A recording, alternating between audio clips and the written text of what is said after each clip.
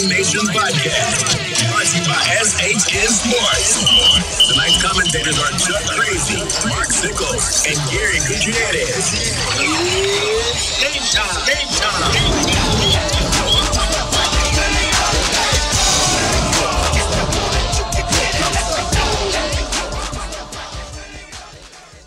Welcome, Leander fans, to Ed W. Monroe Memorial Stadium here on the campus of Vandegrift High School for the final 13-6A game for your Leander Lions. Also the final game of the season. Lions eliminated from playoff contention a few weeks back. Right now, it is senior night here. They're a little bit behind schedule at Monroe, but as we discussed pregame, both bands are not here to perform at halftime, so I don't know how that's going to affect the halftime. You know, you still have to have an allotted number of minutes to go to the locker room and rest. I think it's 28 minutes or something like that. So we'll see when we get to that point. Thank you for joining us here. We apologize there's no crowd mic. All we get is static when we plug into the crowd mic, and so it'll at times sound like we're broadcasting this from our living room or something. But you know, we'll do the best we can to bring you the final game of the 2018 Leander Lion football season. We're getting ready here to have the national anthem. There's some kind of ceremony going on at midfield. We mentioned it is senior night here at Monroe. Vandegrift undefeated on the season and 6-0 in district. They have 2 games left. Tonight's tilt with Leander, and then I believe they have one more game. I'm not really sure who they're playing next. Yeah, I have to check the schedule, but yeah, they are 6-0, and Cedar Ridge is right behind them at 5-1. And then Hendrickson and Round Rock 4-2, I believe. And they play tonight, those two teams, so they're battling for third place. Round Rock positioned itself for that 4th playoff spot in 13-6A, despite losing to Cedar Ridge last week in a shootout. It was, I believe it was 74 to 58 or something like that. It was like a 6-man high school score instead of an 11-man score. Yeah, just talking a little bit about Vandegrift. I mean, we've seen them have a strong team over the past couple of years, but they lose some of those tight games against some other strong teams in the district. Yeah. But this year they're taking care of business, and they've been coming out with the W every week, and their defense, from what we hear and from what everyone talks about, is exceptional, and their offense is good enough to put enough points on the board to win the ball games. Yeah, they're not running up the score on teams like Cedar Ridge or Round Rock have been, and so you know the Lions will face an efficient and effective offense, but it's not as explosive as some of the ones the Lions have faced. And if they can manage to keep the ball as much as possible with their offense and turn those drives into points, you know, anything's possible. You haven't even kicked off yet, so you still have a chance. It's time for the anthem. We'll stand and honor the flag, although you probably won't be able to hear the choir. And I'm not going to do my rendition.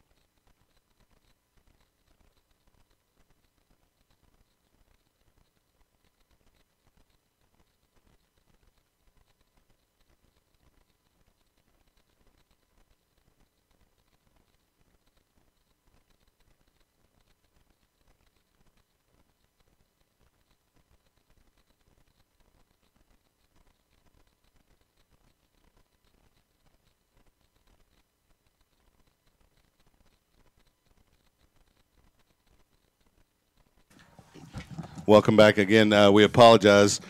We tried to turn the crowd mic up. You might have noticed a little bit of static, and that's all we were getting through our crowd mic. In fact, the microphone in our booth room here also is not picking up the external crowd mic.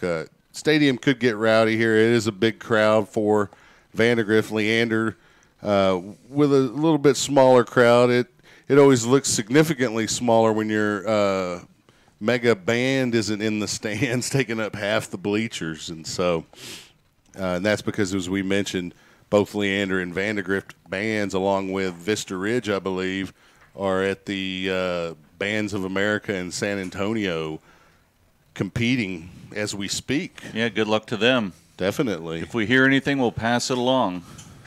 We may. We have a source, but it sometimes it gets updates and sometimes it doesn't. You know, when they're in competition, it's hard to even tweet out what's going on because you're constantly working on your program and developing it even to that point. Vandegrift going to kick off the lines, won the toss here, and elected to receive. The coin toss occurred before we were on the air, so you probably missed it. But the Lions looking to try to script something here early and try to put Vandegrift on their heels as early as they can. It looks like they have Terry and LaRue back, two of our top speed guys. And number 39, Tim Barney, is going to be kicking for the Vipers. So the Lions got pretty good kick returns. Most teams kick away as a result. Barney puts the toe into the football, and it's going to be fielded by LaRue at the 5. He's got it at the 10, across the field at the 15, cuts up at the hashes across the 20 to the 23. He's brought down by a whole slew of Vipers there. Yeah, number 24, Ryan Arnold, defensive back, led the group that tackled him, brought him down. Well, despite it being a return, because of the new rule, LaRue could have fair caught that, and the ball would have gone out to the 25. He's only 2 yards shy of that on the return, and you want to give your guys an opportunity to make a play, especially when it's the last game of the season. Yeah, I'm still not used to that rule. It's still strange seeing him do that out on the field. Carter under center, 1st and 10, ball on the 23, takes a snap, rolls to his left or his right, pitches to LaRue, cuts up at the 25, and spins down near the 30. Looks like he's going to have the 30. Tackle made by number 58. And Joseph Hauk. The D lineman graduates this year. Senior, obviously. Yeah. So I guess we'll probably have the dance teams will perform at halftime. This will be their highlight, I suppose. 2nd down and 3 for the Lions. Ball at the 30-yard line. Carter takes a snap, fakes the run, drops back, passes intercepted at the 48.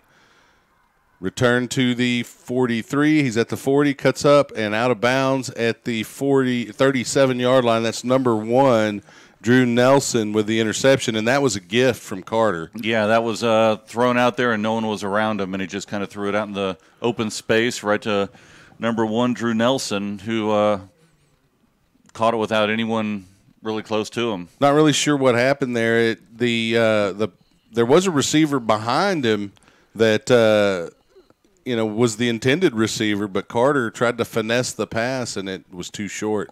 1st and 10 for the Vipers, and we have a flag down pre-snap, likely to go against Vandegrift. There may have been some type of miscommunication on the route. We're not sure, but anyway, Vandegrift has a turnover. Drew Dawson, the quarterback, son of Phil Dawson, the kicker from the University of Texas, and quite an NFL career, takes the snap. We have a flag down again. It's another false start.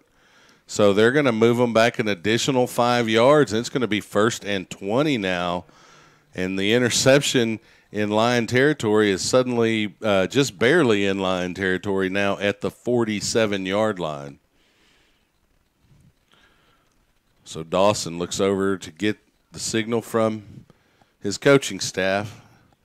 Smallwood, the running back, he drops back. Dawson throws deep down the left sideline, intended for number 11, Ryan Merrifield, and he led him just about 2 yards too much on that pass, and it's going to be 2nd down and 20. Yeah, A.J. Nelson was defending for the Lions. Yeah, Merrifield had a step on him. You gotta calculate that speed correctly in your head. Nelson, pretty fleet of foot himself. Got to get those hips turned and upfield as quick as you can. 11:05 left in the first quarter. Dawson, shotgun formation, takes the snap, hands to Smallwood, who's in the line secondary and up over the 40 to the 38, where he's tackled by number 25, Wesley Weingart.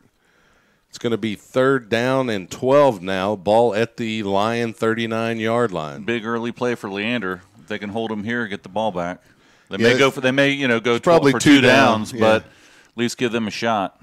Dawson in the shotgun, takes the snap, drops back, looks downfield, throws down the center of the field. Pass intended for number 13. We have a flag down, and that's Trey Mongalzi, the receiver, the intended receiver, who's covered by sophomore Ray Egglesey. I thought it was pretty good coverage. I didn't see a lot of contact. Maybe a hand hitting his hand, but other than that, I didn't see much. Maybe it was a hold, and we just couldn't see because his back was to us.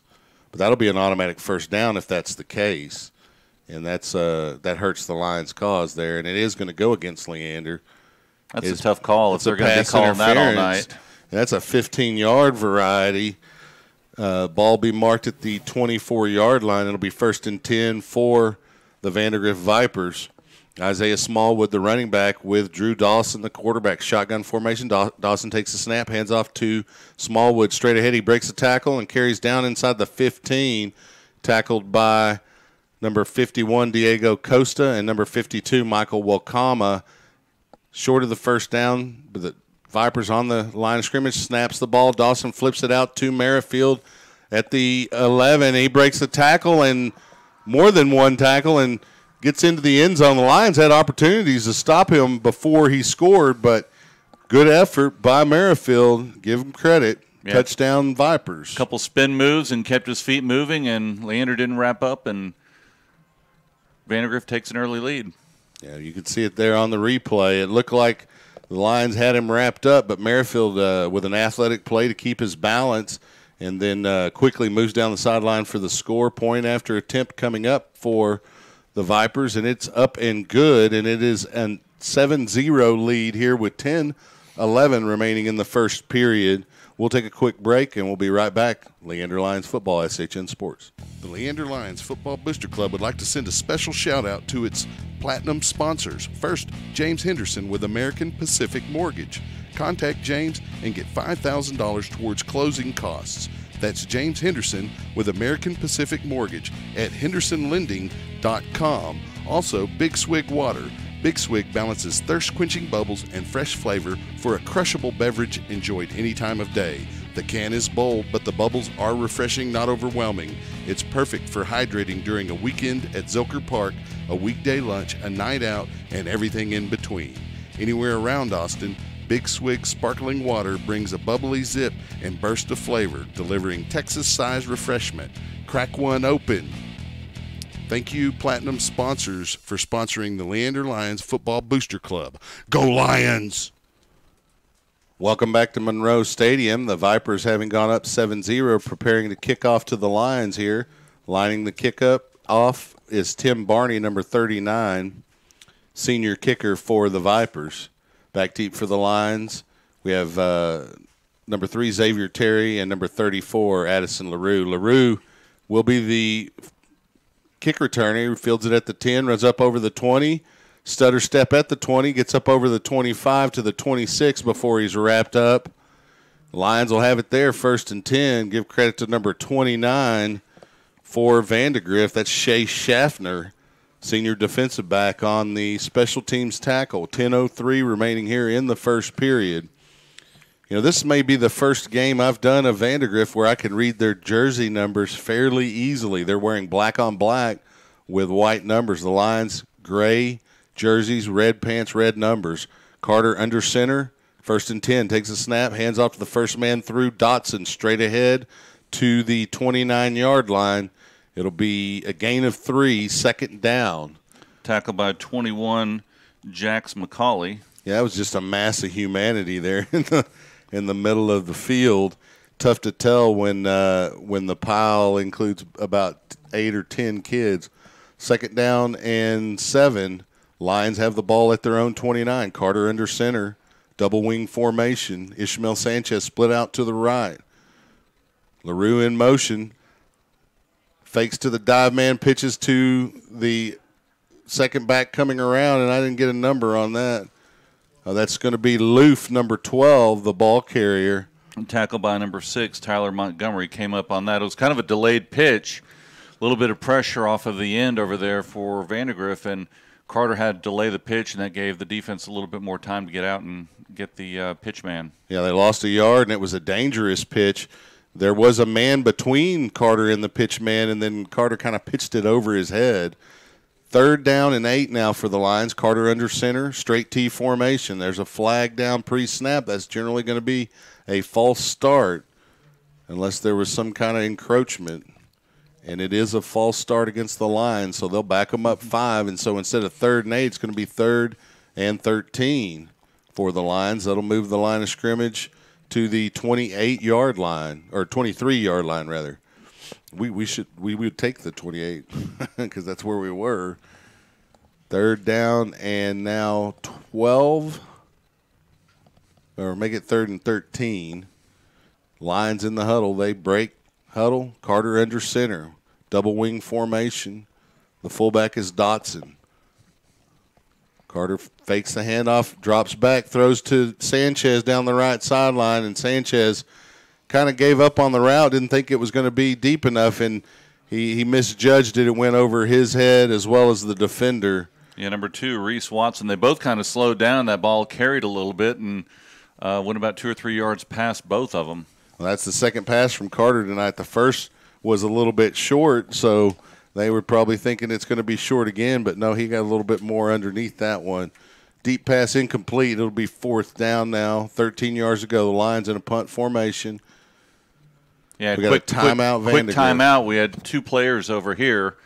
Egglesey and Titus Dawkins set up wide right. No one was out covering them. All they had to do was snap it to the up man, who I think it may have been Loof. I'm not sure. And he can just swing the ball out, and they would have had a 1st down. Yeah, 13 yards is still a lot to convert, even then in that situation. But wise call, wise use of the timeout, I should say, by the Vandegrift coaching staff. We'll stay here with the broadcast. Vandegrift has 1 touchdown on their opening drive. Yeah, had a mix of running plays and passing plays, and they completed a couple passes to move down, a couple decent runs as well to move down the field. But they picked up the ball on this side of the 50-yard line of Leander, so they had a short field to work with. Yeah, the Lions haven't really moved the ball. They don't have a 1st down to this point. So the Lions come out of the timeout, 4th down and like I said, 13, and the Lions still come out in the same formation. Vandegrift has another defender out there this time. Nelson is deep for the Vipers.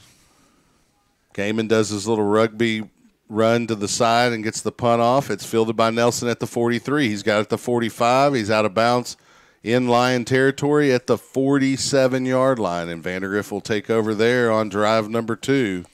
Yeah, it looks like Titus Dawkins, number 6, was able to push him out of bounds. But once again, Vandegrift has a short field to work with, starting at looks like they'll spot about the 47-yard line. It's basically where they started the last drive. They were a little deeper, but then they had 2 penalties that pushed them back. They actually started right around the 38 on the last drive. After the 2 penalties, they were at the 48, and so here we are.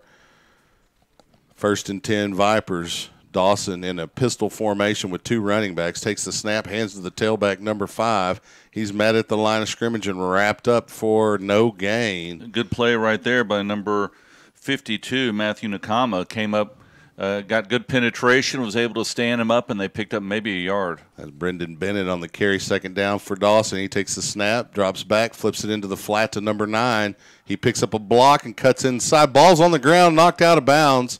It'll be a 1st down Vandegrift because the ball went out of bounds, but the ball will be marked at the 32, number 9. The receiver is Timmy Hanna. Yeah, and he wouldn't have gotten much yardage except for a great block by number 5, Bennett, who was able to open up that lane over there, give him some running room. Vipers back up to the line of scrimmage here pretty quickly. Dawson looks over the defense, has Smallwood in the backfield, barks out his cadence, takes a snap, drops back, flips it into the flat to number 12, and he's wrapped up by Kavon Spence. Number 12 is Ryan Back. So he picks up about 7 yards. It's going to be 2nd down and 3. Ball at the Lion 25. Dawson takes the snap, hands to Smallwood straight ahead. He dances his way towards about the 1st down yardage. Looks like he's picked up enough at the 21. Yeah, quick offense right here for Vandegrift. They're getting up quick to the line. 1st and 10, Vandegrift. Dawson looks over this defense, takes a snap, hands to the running back. That's number 5, and he's met in the backfield. That's number 3, Xavier Terry on the stop, the running back, Brendan Bennett. And that's a loss of 2 on the play for the line defense. It's going to be 2nd down and 12 now, 7-11 left in the first period. It's 7-0. Yeah, great job also by Nelson coming up and turning him in. So good job all around by the Leander defense on the right side of the defense. Dawson and Smallwood in the backfield, shotgun formation. Dawson takes the snap. It's 2nd and 12. He drops back, flushed out of the pocket, rolls to his right, looking downfield, flips it into the end zone, complete to number 13, Trey Mongazi. He got away from his defender right along the goal line on the right side of the field, visitor side, if you will, and pass from Dawson is right on target, and the Vipers have a 2nd touchdown. And it is in the air. Yeah, he started scrambling out to his right and had a lot of time, and that'll open up the receivers. He just kept coming across the goal line and eventually got open, and he found him there for the touchdown. Point after attempt is up. It was a low kick, but it is good. 6:46 remaining here in the first period. Vipers lead 14-0. We'll be right back. You're listening to SHN Sports. I'm Chuck Kracy. Hey, Leander Lions of all ages, listen up. The 14th annual Leander High Craft Market is just around the corner. That's right, Saturday, November 17th from 9 a.m. to 4 p.m. at Leander High School, 3301 South Baghdad Road in Leander. Featuring more than 200 vendor booths offering food, crafts, homemade goodies, artisan creations, artist holiday creations, and much, much more. And it's indoors, so it will happen rain or shine. Vendors, get your application and information packet along with a printable craft fair market flyer at leanderbaseball.com. So mark it down, Saturday, November 17th, 2018, 9 a.m. to 4 p.m. at Leander High School, the Leander High Craft Market. You don't want to miss it. The Leander High Craft Market is a production of the Leander High School Baseball Booster Club and is not a part of Leander High School nor Leander Independent School District. Welcome back to Monroe, where the Vipers are getting ready to kick off after scoring their 2nd touchdown of the evening. Kicking off will be Tim Barney, number 39, back deep for the Lions. We have Xavier Terry and Addison LaRue. LaRue will return his 3rd kick of the evening, and he fields it at the 12, is up over the 20, near the 25 before he's tackled. And so the Lions will have it right at the 25-yard line. So he could have had that same result with that fair catch because of the new rule. But you want to give him an opportunity to try to break one. Yeah, definitely. If he's going to be around the same yardage. I mean, last game of the season, let's see what he can do. Terry had a nice return last week, and we'll see if we can break one open today. We need to get some good field position and starting on the 25 against his defense. Well, and getting first downs and flipping the field would help. Carter under center takes a snap, hands to the first man through. Xavier Dotson picks up about 4 yards. They're going to mark him at the 29-yard line. You mentioned field position. Vipers have 2 drives, and they've started both of them in Lion territory. The Lions have started all 3 of their drives deep in their own territory. So you have to convert first downs to at least flip the field offensively. So we have a 2nd down and 5 yards to go. The ball at the 30. Carter takes a snap, rolls to his right. Following his blockers is tackled in the backfield by number 44. Yeah, that is Trevor Harrison, defensive lineman. So he chased him from the backside. Good pursuit there by the Viper D-line. And so we have a third down now, the ball at the 28-yard line of the Lions. Yeah, they need to get something going here. Need a first down. Got to keep the ball away from the Vipers' offense. 3rd and 6, Carter under center. Ball at the 29. Takes the snap, rolls to his left, pitches to LaRue on the short side of the field. The Viper defense is there, and there's no gain on that play, even maybe a loss of 1. It's going to bring up 4th down, and the Lions look like they're not going to get another first down here on their 3rd possession of the evening as they bring out the punting unit unless they have some kind of fake punt dialed up. We're not going to see a first down this series. Yeah, looking at 4th and probably about 6 from about the 30-yard line. Hopefully Gaiman can get one off and have it roll down the field, see if they can get a long drive here, or at least pin him back deep in Viper territory. Gaiman takes the snap. He gets his foot into it. It's a beautiful nice punt. Kick. Fielded by Nelson right around the 23. He's at the 25, up over the 30. We have a flag down. It's likely going to be a block in the back. Good tackle there by number 5 of the Lions. Yeah, that was an outstanding kick by Eli Gaiman. He got under it and ball turned over, and the receiver had to go back and turn around and run back and catch it about 20-25 yard line. And by that time, had a lot of defenders down there to help cover the punt, and the penalty will push him back a little bit further. It looked like that was Dawkins, and it was a hold, not a block in the back. Dawkins on the tackle there. I was giving credit to Carter. I don't think they'll have him on special teams, but you never know. It's the last game of the year. You got to pull out all stops, especially down 2 scores here. 4:36 remaining. Viper ball. First time they've started in their own territory and fairly deep at the 25. Smallwood breaks out across the 30 to the 35 for a first down. Tackled by Dimitri Drayton, number 7. Good blocking there on the left side of the Viper line. Dawson looks over the defense, takes the snap, hands to Smallwood. He carries it off of right tackle for a gain of a couple. Yeah, Connor Kracy, number 90, held on to him, but he had enough to drag him along for a first down, but a good play there by Kracy. Smallwood, not a small guy. Running at about 235. 1st and 10. Dawson takes a snap, fakes a Smallwood, goes deep pass down the right hash. Caught. What an incredible catch.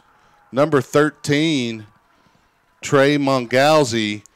And that's a big play there for their senior receiver. Yeah, that was an outstanding catch. Got behind 2 Lions back there, but he had to stretch out his arms and was able to bring the ball in. Yeah, it was decent coverage, too. 1st and 10 for the Vipers. Dawson takes a snap, hands to Smallwood. He gets through the initial line of scrimmage and carries inside the 15 to the 13, where it'll be 2nd down. He was tackled by number 17 of Leander, Ishmael Sanchez. And also 44, Evan Smith. The Vipers going quickly as that play. Dawson gets a snap and tries to flip a slant to the wide out. Good coverage out there by number, who is that? That's Nelson? number 2, Nelson. Yeah, A.J. Nelson. And so it's now 3rd down and 6. The ball is marked at the Viper 14-yard line. The Lion 14-yard line. As much as the Vipers have been on our side of the field, we might as well call it the Viper side of the field.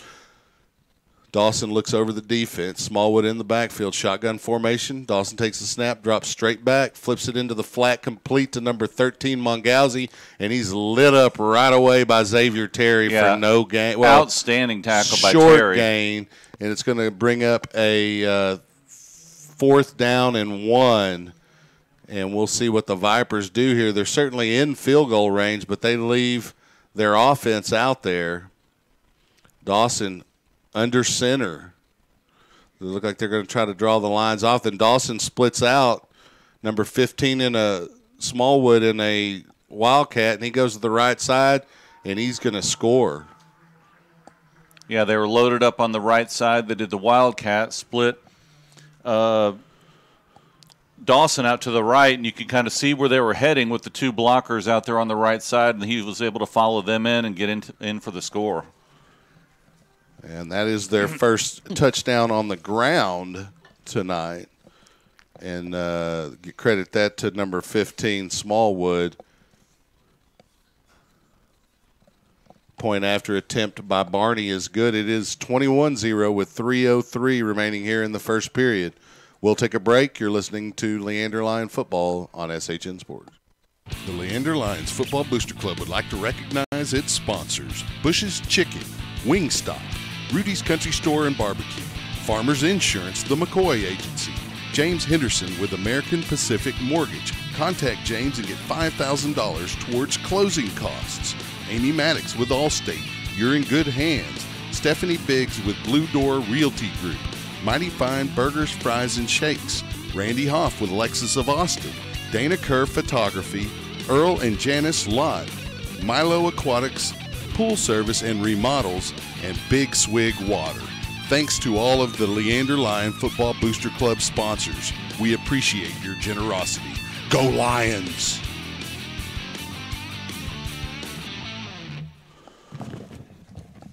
Welcome back to Monroe. Vipers lead the Lions here 21-0, lining up to kick off for Vandegrift. Tim Barney, the senior kicker. 3:03 remains here in the first period. Back deep to receive the kick for Leander, Addison LaRue, and Xavier Terry. Looks like they flip spots to see if they can get Xavier Terry an opportunity on a return here. We'll see if Barney notices before he kicks. And he does. Kicks it to LaRue on the left side of the field. That would be LaRue's right side. It goes into the end zone for a touchback. And so the Lions will have it once again on their own 25-yard line. This is their fourth possession. Let's get a couple local scores here. We have Hendrickson against Round Rock, and that's tied 7-7 in the first quarter. Cedar Ridge 14, McNeil 7.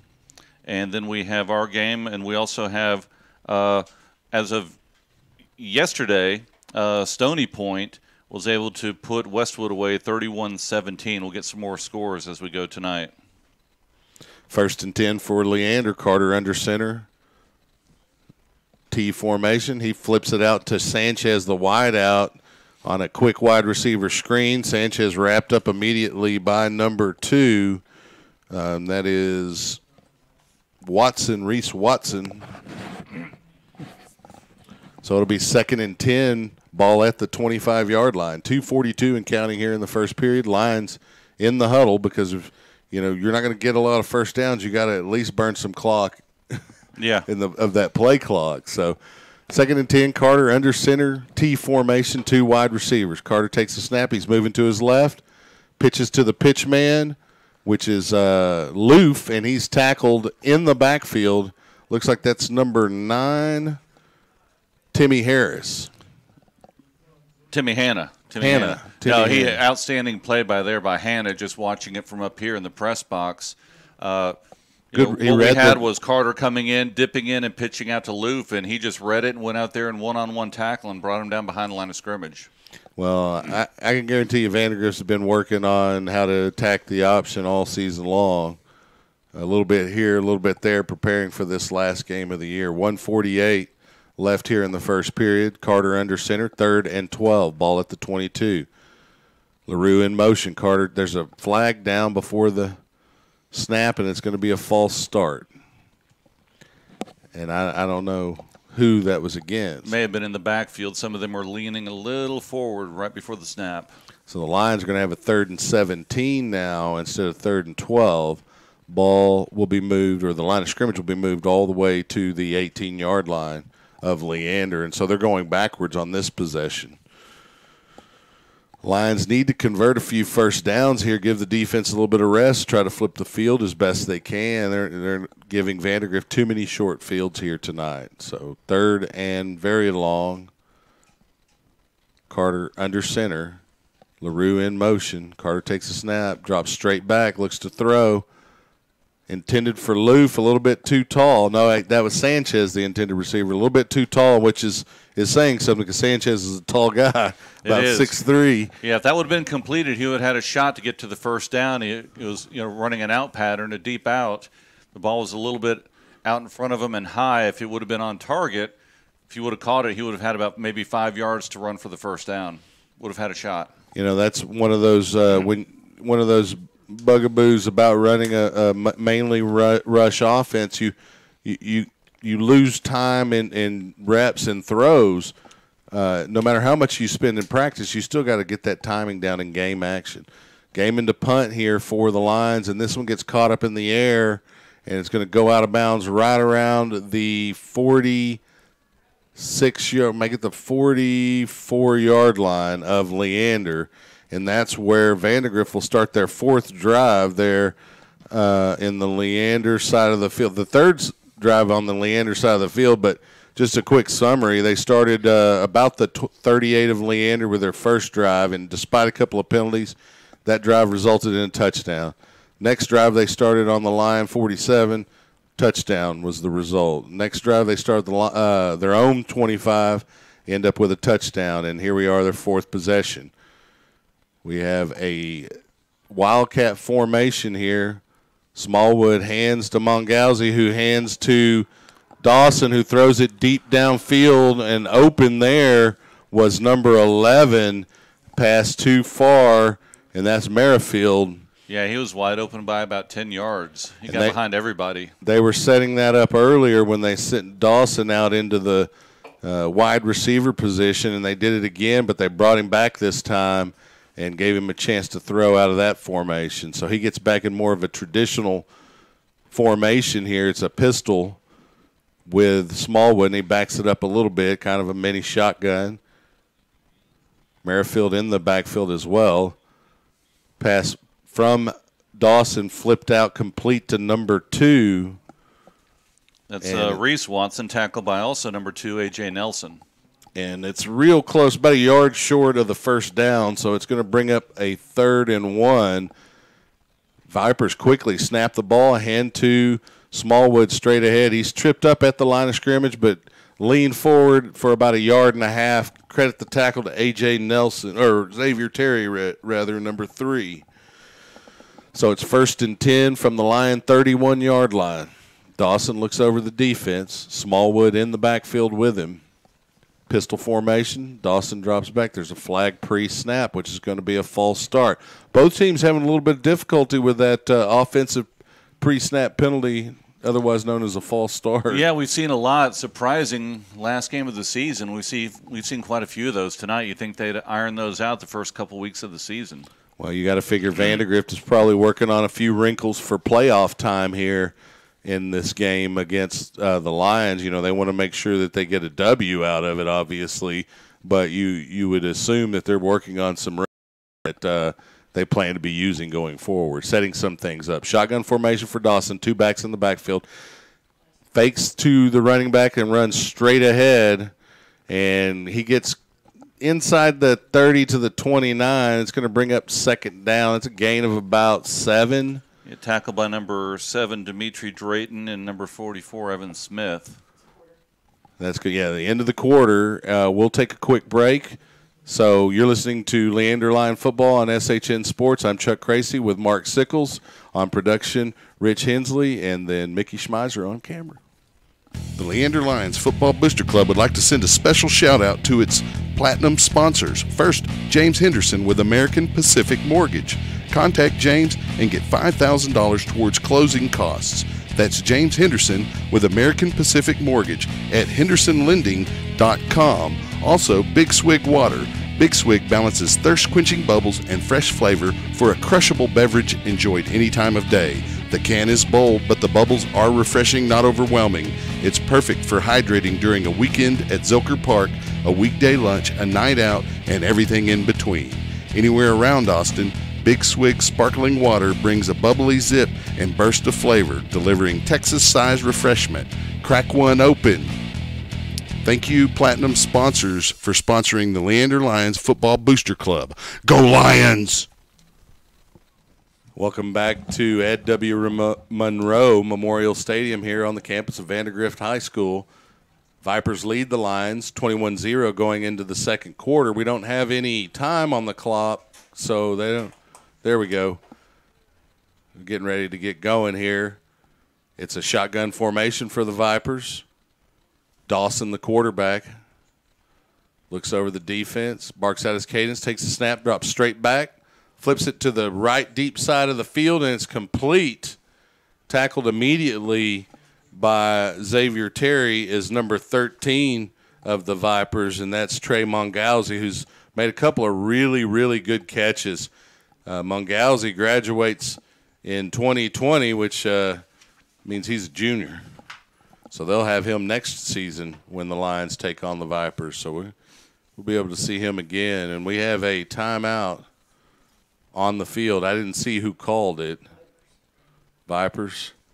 And so 11:50 remaining. We'll go on ahead and stay here. Should probably be one of those 30-second variety timeouts because it looks like they just wanted to have a quick discussion. But they did bring out quite a crew from the sideline. I guess that's every offensive player on the Viper squad plus every trainer.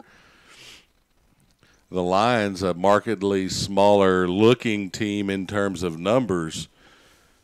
We noticed pregame was the Vipers went through their senior night ceremony that they had almost as many seniors as the Lions have varsity players,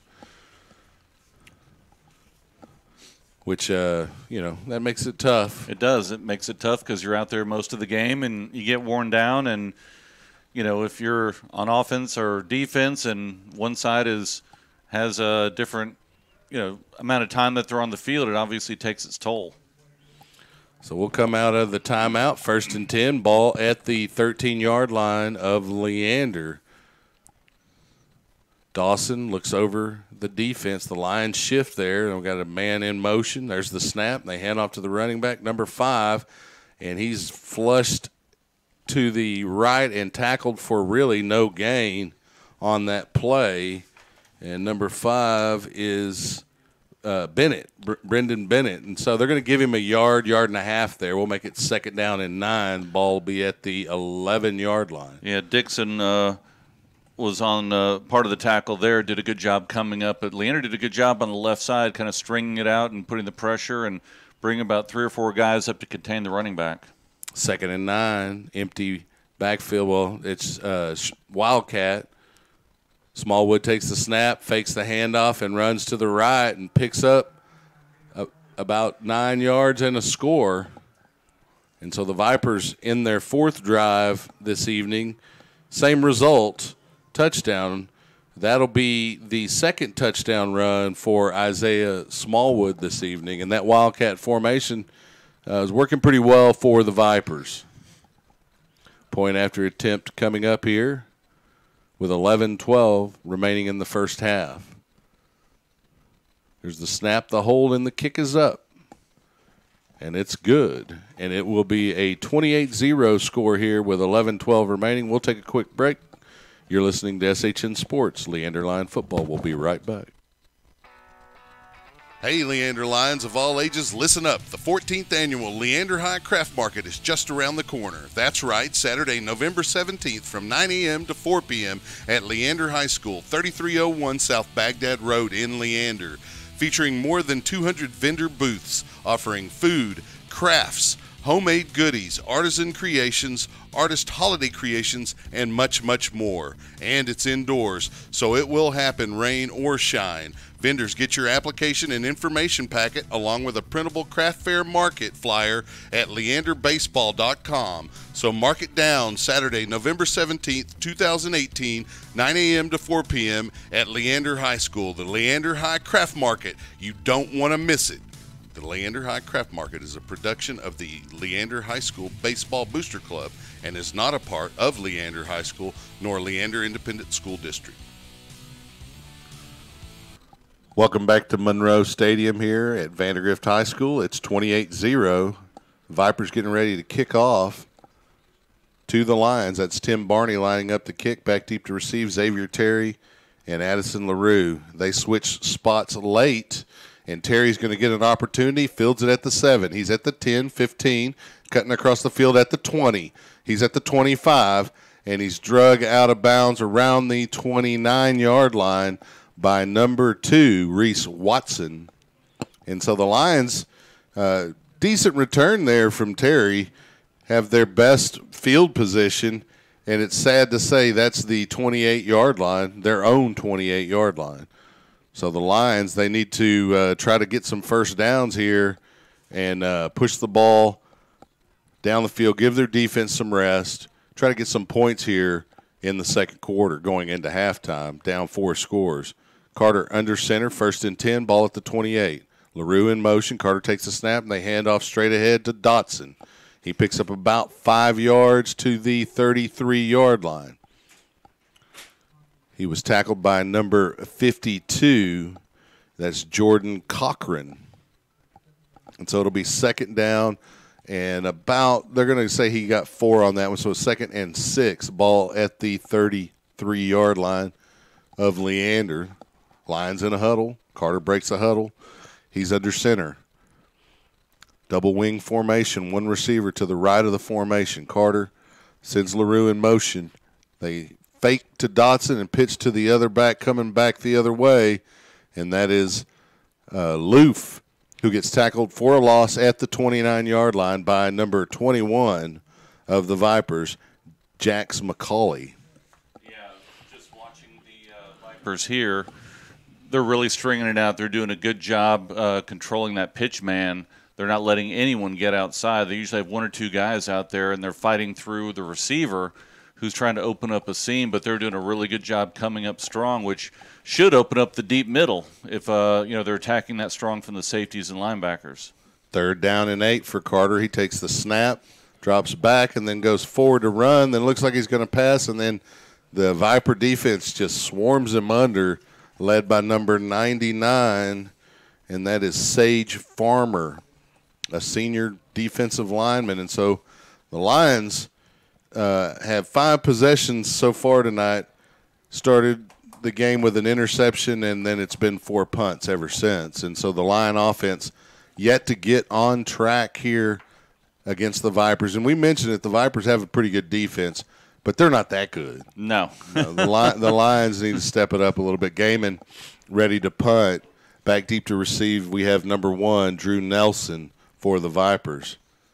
There's a shift. Kracy moves over to the end. There's the snap. Gaiman gets the punt off. And it's a decent punt, fielded by Nelson at his own 32. He's up at the 35, and he's wrapped up there right around the 39. Yeah, it was number 32 for the Lions. Kevon Spence. Yep. Looked like number 92, Major Maiden, was in the area as well.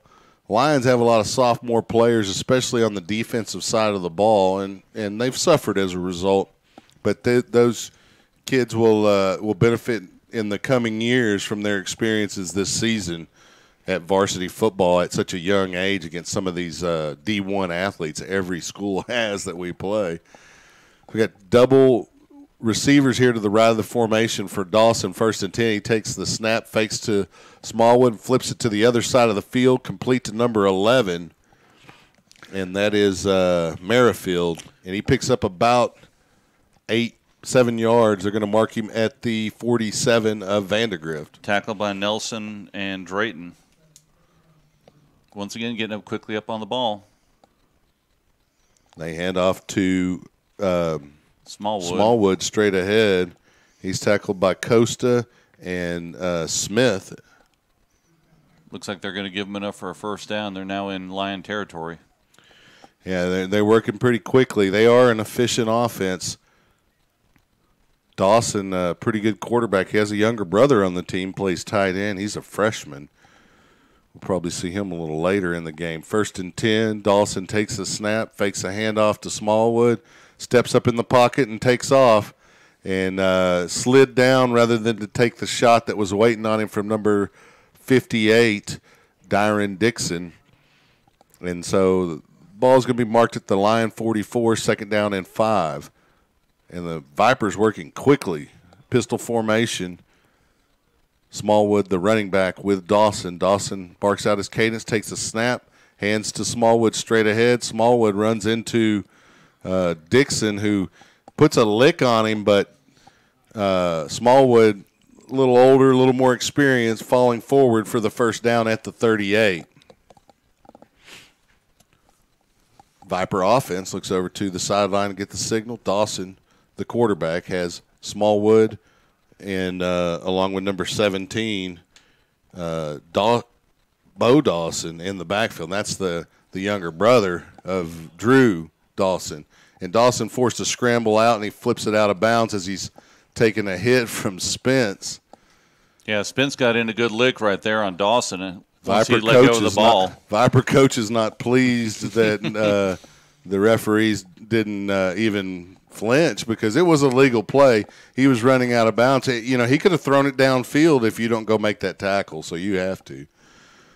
You don't want to let them burn you because you didn't want to hurt the quarterback. No, that was good closing speed by Spence to come up on Dawson, who's if you let up, then he's going to turn it upfield with his speed. He's going to pick up some serious yardage. Dawson takes the snap, hands to Smallwood, straight ahead, and he's wrapped up there, right around the nose. It looks like Diego Costa was there along with Evan Smith.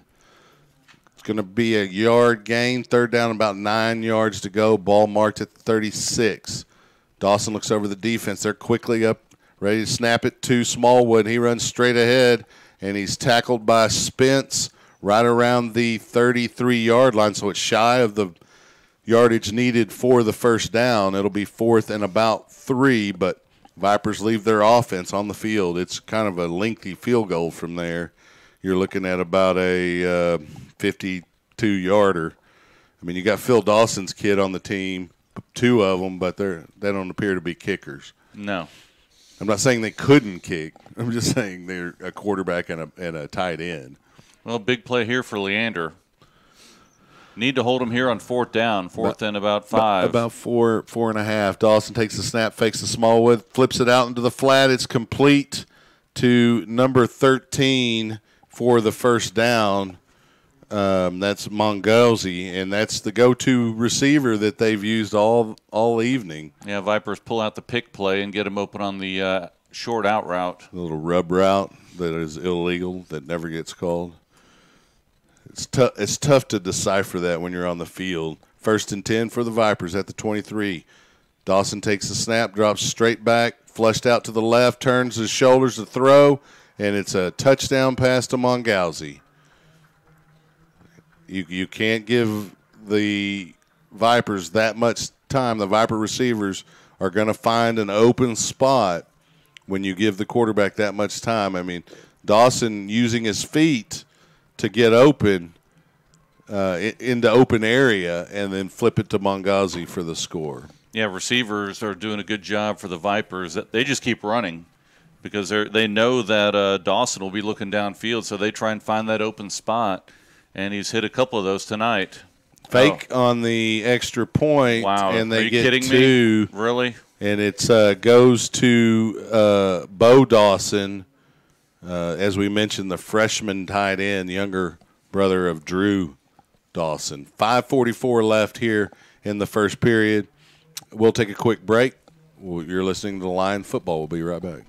The Leander Lions Football Booster Club would like to recognize its sponsors: Bush's Chicken, Wingstop, Rudy's Country Store and Barbecue, Farmers Insurance, the McCoy Agency, James Henderson with American Pacific Mortgage. Contact James and get $5,000 towards closing costs. Amy Maddox with Allstate. You're in good hands. Stephanie Biggs with Blue Door Realty Group. Mighty Fine Burgers, Fries, and Shakes. Randy Hoff with Lexus of Austin. Dana Kerr Photography. Earl and Janice Lott. Milo Aquatics, Pool Service and Remodels, and Big Swig Water. Thanks to all of the Leander Lion Football Booster Club sponsors. We appreciate your generosity. Go Lions!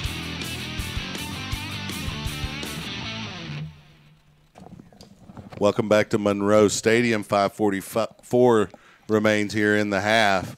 Vipers up big. Kicking off for Vandegrift is Tim Barney, number 19, back deep to receive for the Lions.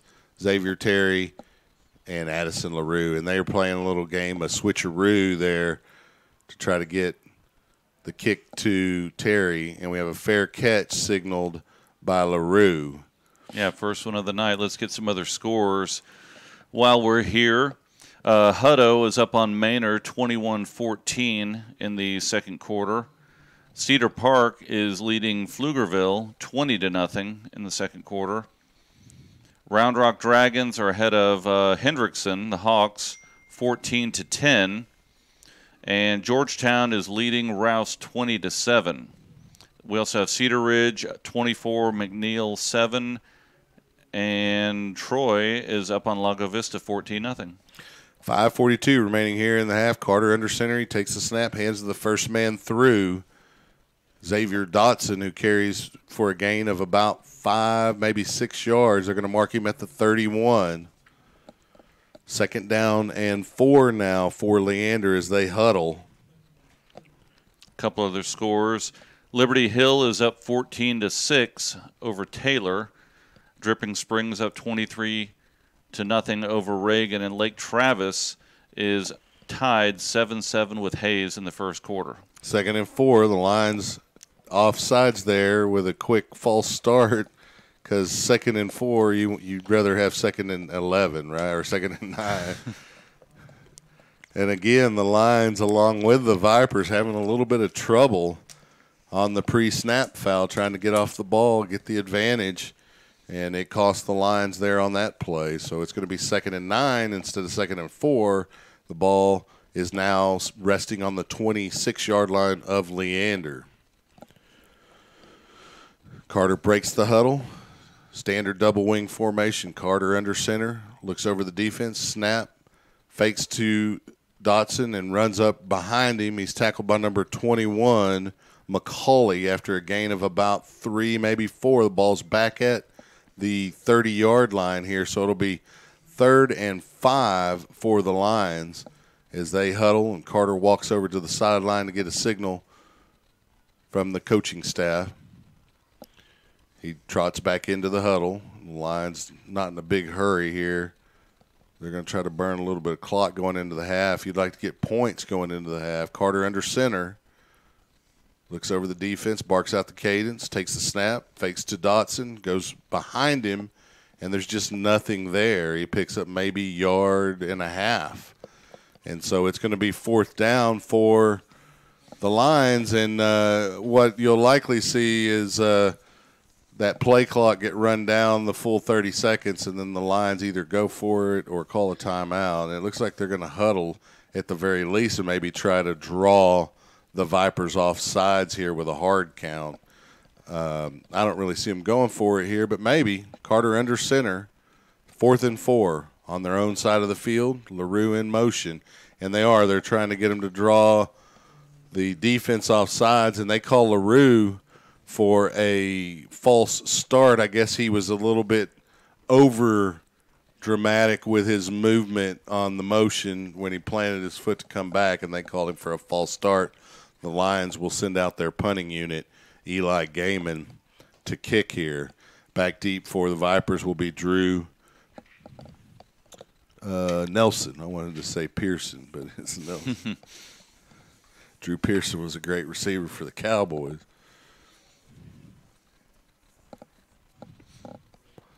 So Gaiman lines up to kick. Coast to the snapper, good snap. Gaiman gets a nice one. Another good punt. High, fielded by Nelson at the 29. He moves to his left, stops, and then continues to run to his left. Egglesey able to get him out of bounds. There's a flag behind the play right around the 34-yard line. It'll be interesting to see what that call is. Typically, it's a block in the back. And we'll see here as the Vipers get ready to start drive number 6. All of their drives have resulted in touchdowns. The Lions have got to come up with some type of answer to this Viper offense because, going into the game tonight, we talked about and it is a block in the back. We talked about the strength of the Vipers being their defense. And while their defense is playing fantastically tonight, their offense looks pretty darn good as well. Yeah, they're hitting on all cylinders, both sides of the ball. Defense is doing an outstanding job of staying home, playing your position, not overrunning the ball. And offense, they're able to run the ball and throw the ball. They're basically no faults right now for the Vipers. Dawson takes a snap, rolls to his right. On 1st and 10, flips it complete to number 13, Merrifield. Or that's Mongauzi. And we have a flag with a little bit of extracurriculars out of bounds, likely going to go against the Lions. You can't do that to yourself here. You just really can't afford to give the Vipers any opportunities at all because they're taking advantage of everything. Yeah, defense is just a little frustrated right now, and that's what that play was all about right there. Well, it's evident based on what we're seeing here tonight. The Vipers are certainly deserving of that undefeated record that they have, and they beat maybe what I thought was the team to beat, Cedar Ridge, in overtime. So that would have been a whale of a ball game. That's the difference, really, because Cedar Ridge only has that one loss. They've run through the rest of the district. We have a timeout here with 2:46. We'll take it with them. You're listening to Leander Lions Football. We'll be right back. The Leander Lions Football Booster Club would like to send a special shout-out to its platinum sponsors. First, James Henderson with American Pacific Mortgage. Contact James and get $5,000 towards closing costs. That's James Henderson with American Pacific Mortgage at hendersonlending.com. Also, Big Swig Water. Big Swig balances thirst-quenching bubbles and fresh flavor for a crushable beverage enjoyed any time of day. The can is bold, but the bubbles are refreshing, not overwhelming. It's perfect for hydrating during a weekend at Zilker Park, a weekday lunch, a night out, and everything in between. Anywhere around Austin, Big Swig Sparkling Water brings a bubbly zip and burst of flavor, delivering Texas-sized refreshment. Crack one open. Thank you, Platinum sponsors, for sponsoring the Leander Lions Football Booster Club. Go Lions! Welcome back to Monroe Stadium here. The Vipers up big on the Lions. They have the ball 1st and 10 in Leander territory at the 44-yard line. 2:46 remains here in the half. We're guessing, but we think halftime is going to pretty much be senior presentation for Vipers, and you might get to see a dance team or two. You won't be able to hear it, though, because we don't have a crowd mic here in the booth tonight. Dawson still in at quarterback. Looks over to the sideline, barks out the cadence, takes the snap, and we have a flag down. The nose comes out clapping. And it is going to be a false start. Likely would have been against the center. Otherwise, why is the nose clapping? He must have had a little hitch in his snap, and that'll get you every time. He even got the Dallas Cowboys on a punt recently in a loss to the Redskins. I'm not bitter, though. 2:43 left here in the half. Dawson in a shotgun formation. He has two running backs. Takes the snap, hands off to number 5, going right to left, and he's got it at the 40. He's real near the first down. He's going to have the first down or real close. That was Brendan Bennett on the run off the left side. Nice vision by Bennett. Good quickness to get outside. He's going to be about a yard shy of the yardage needed for a first down, so it's going to be 2nd and 1. Vipers on the line of scrimmage quickly. Dawson takes the snap, fakes to the running back, flips it to the receiver, number 11, in the flat, and that is Merrifield, Ryan Merrifield. Yeah, Drayton and Costa on the tackle, and once again they're getting right up on the ball. Yeah, they're a tempo offense, and it's really got the line defense tired. Handoff straight ahead to the running back, number 28. That's Arnold. Wait, no, that's not Arnold. It's Bowen Lewis, sophomore. Actually know him. He's got a twin brother as well. So Kavon Spence on that tackle. 2nd and 6 for the Vipers. Dawson takes the snap and flips it out complete to number 5 in the flat. He's tackled by Spence after a short gain. And that's Tyler. Nope, that's Brendan Bennett. There's another Mongauzi on the team. I just noticed Tyler Mongauzi. So it's 3rd down and 2 for the Vipers. The ball at the line, 20-yard line. Big play here for Leander. Dawson sends the back in motion, takes a snap, and it's knocked loose. Yeah, great job by Spence coming up and deflecting that ball. I don't think he saw it. I don't think he did either, but it hit his left arm when he was trying to get through the blocker to go out and make the tackle, and the ball hit him right on his left elbow. I think had he saw it, that could be pick six time because he was going the other way with it. That would have been a big break for the Lions, but with 1:16, it's going to be 4th and 2, and the Vipers are in a wildcat formation with Smallwood.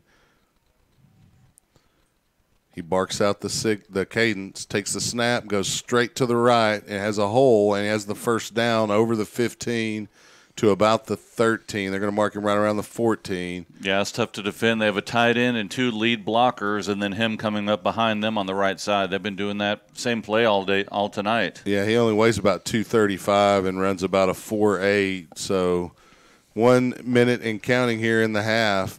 Dawson takes the snap and hands to Bowen Lewis straight ahead, and he takes it in for a score. And the Vipers continue to pile on the Leander Lions tonight. That is the 4th touchdown run on the ground. Vipers have 3 by the air.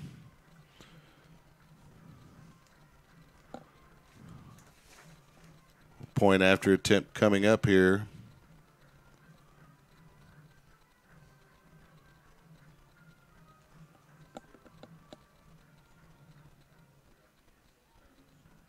And it's good. Yeah, it's good. We'll take a break here.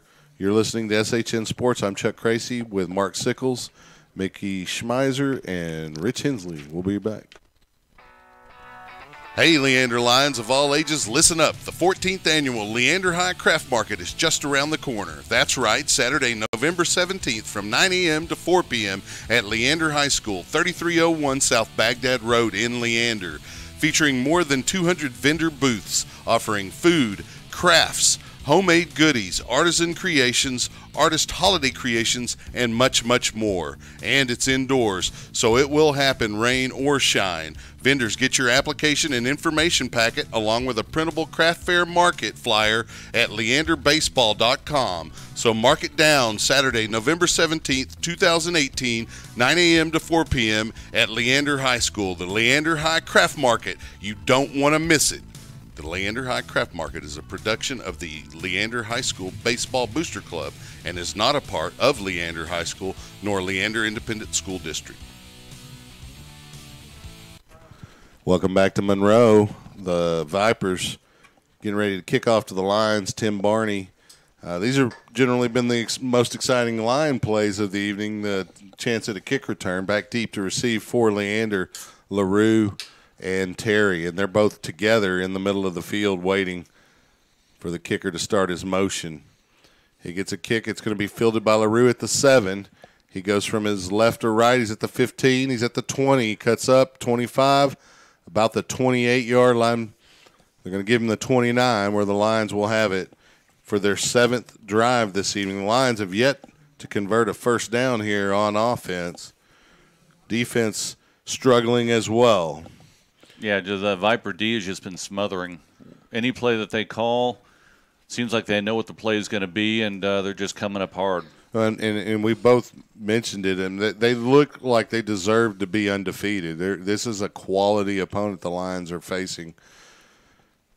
Carter takes a snap, hands the first man through Dotson. He gets up over the 30 to about the 32, so give him a gain of 3. It'll be 2nd and 7, and we're at 35 seconds in the half. Lions in no hurry here. No, I think they're going to try and let this clock run out. You don't want to. There's like 1 second difference, and it's not even a full second. I don't even think the referees would penalize the Lions if they let it run down. But double wing formation, Carter under center, takes the snap, and they hand the first man through, Dotson, and he picks up about 7 yards before he's tackled. It's going to be 3rd and 1. Yeah, but it would have been 3rd and 1, a great opportunity for a first down, but now the half is over. Yep, and we'll take the half with them.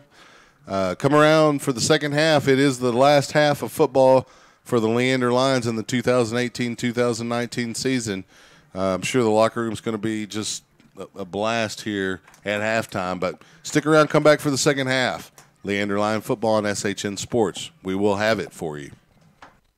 The Leander Lions Football Booster Club would like to recognize its sponsors: Bush's Chicken, Wingstop, Rudy's Country Store and Barbecue, Farmers Insurance, the McCoy Agency, James Henderson with American Pacific Mortgage. Contact James and get $5,000 towards closing costs. Amy Maddox with Allstate. You're in good hands. Stephanie Biggs with Blue Door Realty Group. Mighty Fine Burgers, Fries, and Shakes. Randy Hoff with Lexus of Austin. Dana Kerr Photography. Earl and Janice Lott. Milo Aquatics, Pool Service and Remodels, and Big Swig Water. Thanks to all of the Leander Lion Football Booster Club sponsors. We appreciate your generosity. Go Lions! The Leander Lions Football Booster Club would like to send a special shout out to its platinum sponsors. First, James Henderson with American Pacific Mortgage. Contact James and get $5,000 towards closing costs. That's James Henderson with American Pacific Mortgage at hendersonlending.com. Also, Big Swig Water. Big Swig balances thirst-quenching bubbles and fresh flavor for a crushable beverage enjoyed any time of day. The can is bold, but the bubbles are refreshing, not overwhelming. It's perfect for hydrating during a weekend at Zilker Park, a weekday lunch, a night out, and everything in between. Anywhere around Austin, Big Swig sparkling water brings a bubbly zip and burst of flavor, delivering Texas-sized refreshment. Crack one open. Thank you, Platinum sponsors, for sponsoring the Leander Lions Football Booster Club. Go Lions!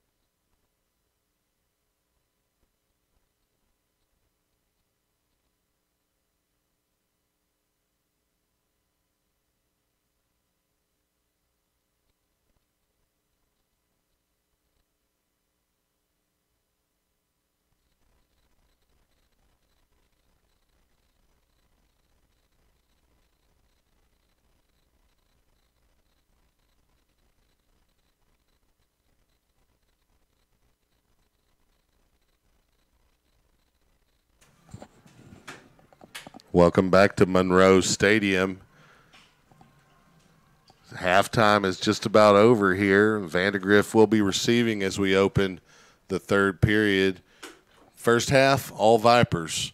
They lead 43-0 here, and the Lions have yet to convert a first down and have struggled as well on the defensive side of the ball. And so you hope the Lions went in at halftime and just had a little come to Jesus meeting with each other and said, hey, let's go out here and play as hard as we can here in the second half.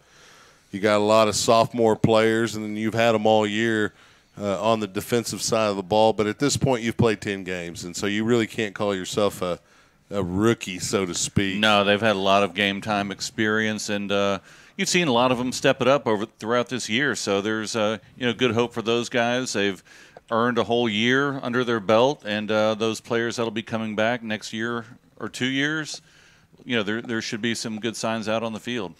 Back deep to receive for the Vipers are going to be Reese Watson and number 28, Bowen Lewis.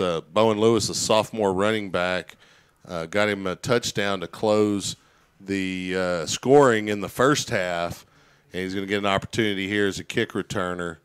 Eli Gaiman, the Lion kicker, getting ready to put toe to leather and get this second half underway. There's no clock on the scoreboard there, but looks like we're kicking off anyway. And Gaiman's kick goes into the end zone, and that doesn't. There's 12 minutes now.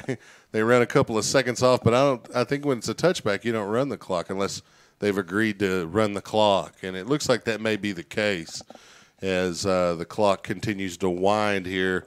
That means we'll probably get out a little bit earlier than we expected and be able to fight all this traffic. It's senior night here for Vandegrift, and we're going to spend a little time in the fourth period talking about the Lion seniors since this is a Lion broadcast.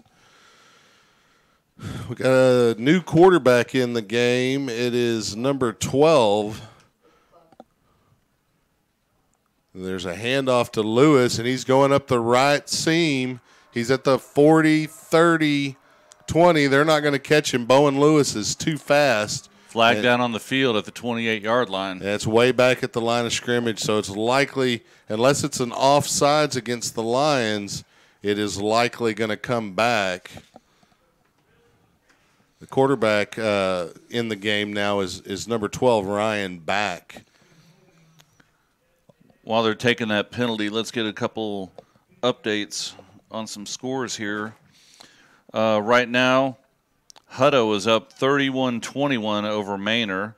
Cedar Park is up 34-0 over Pflugerville. Hendrickson has come back. They've taken the lead 24-21 over the Dragons of Round Rock. Georgetown 20-7 over Rouse. Cedar Ridge 31, McNeil 7. Lago Vista's trailing Troy 34-0. We also have Liberty Hill 38, Taylor 12. Okay, back to action. Ryan Back, the quarterback. It's going to be 1st and 20 for the Vipers from the 15. He takes the snap, hands off to the running back, number 5, going left to right. Kavon Spence there to ride him out of bounds. That running back is Bennett. Minimal gain on the play. It's going to bring up 2nd down and about 17. They're going to say he might have gotten about 3 yards on that one. The Vipers running kids in and out, trying to get a lot of playing time for their younger players here in the second half. Looks like the clock is being managed now. We got 11:28, 2nd down. Back drops back. He throws a deep pass down the right sideline. There was an adjustment made by the intended receiver, Reese Watson, but well short of where Watson was on the field, incomplete. It's going to bring up 3rd down now. 11:22. The incompletion stops the clock, so we won't get out of here early. No, it looks like they are keeping the clock now. Yeah. I mean, that was a deep pass, but it fell short of both the receiver and the defender. A little bit of contact, but they're not going to throw a flag on that. It wasn't catchable. Yeah, it looks like he threw it too high into the air and probably should have leveled that pass off a little. 3rd and long. Back takes the snap, hands to Bowen Lewis straight ahead, and he's tackled by Evan Smith with a little assist from Michael Wakama, and it's going to be 4th and 13. And the Lions forced their first punt of the Vipers here to open the second half. Yeah, good job by the Lions coming out and stopping them on the first drive, and they should get the ball in good field position here, see if they can get a first down or two or maybe even put a score up on the board. Back deep to receive that punt for the Lions is going to be Xavier Terry, and he fair catches it at the 49-yard line of Leander, where they'll have their first. Well, it's still not even in Viper territory, but this is by far the best field position for Leander. Most of their drives in the first half started right around the 25, anywhere from the 22 to the 25. And so the Lions come out with their best field position here. They've yet to convert a first down in this ball game. Viper defense playing really well to this point. The Lions in a standard wing formation. They hand off the first man through, Xavier Dotson. He's got a good 11, 12-yard gain over the 40 to the 39. And so it'll be 1st and 10 Leander. They have their first down. There's a player down on the field. So why don't I go ahead, Mark. Go over a couple more scores here. Westlake is up 21-7 over Anderson. And we also have Lake Travis 28, Hayes 7. They're at halftime. I thought that would be a little bit closer. That Hayes team undefeated until last week, and when they ran up against the buzzsaw of the Westlake Chaparrals. But I thought maybe the only loss Lake Travis has in the year is also to Westlake, and so really Hayes and Westlake battling for second place in that tough 25-6A district, and Hayes loses this one, they're going to end up in that third playoff spot, and then everybody else will be battling for fourth. It'll likely go to Bowie in that slot. It looks like that's going to be number 1, Drew Nelson. It's hard to tell with that front number, but it looks like a 1. So the Lions in a huddle, the 2 receivers from the offense already on the line of scrimmage, the top of the formation. Clock gets wound by the referee, and the Lions break their huddle. Carter, the quarterback, in the standard double wing formation. He's under center, barks out the cadence, takes the snap, hands to Dotson. Dotson gets about 3 yards and then is driven back about 7 by the Viper defense. They're going to give him a gain of 2 to the 37-yard line of Vandegrift, where it'll be 2nd and 8. Yeah, number 21, Jax McCauley, and number 99, Sage Farmer, along with about 2 or 3 other Vipers there on the for the tackle. Yeah, that lead a big push of Vipers there to try to stop Dotson. Dotson running with a little bit of attitude here. 2nd and 8 for the Lions. Carter under center. They send Loof in motion. Carter takes the snap, flips it out to Sanchez, who's looking to throw. He throws down the left sideline to LaRue, and it's tipped away at the last second by Reese Watson. He basically saved a touchdown. Leander had an opportunity there. Yeah, that was a great pass and a good play by Leander, but number 2, Reese Watson, last second was able to have pick up another step or 2 and just knock that ball down. It would have been caught, and that would have been a touchdown there for Leander. Pretty accurate pass for a wide receiver, Ishmael Sanchez there, because he kind of looked like he was going to throw, and then he waited a second, and then he recocked and threw downfield, and it was on target. Just knocked away by Watson. 3rd and 8. Carter takes the snap, and we have a flag down. Pre-snap, that's going to be a false start. So instead of 3rd and 8, we're going to be looking at 3rd and 13. The ball will be moved to the 44-yard line of Vandegrift. Yeah, Leander has an opportunity here. There's some discussion, though, and it looks like one of the referees came in, and it looks like they're going to go against Vandegrift, so it's a 5-yard offsides penalty.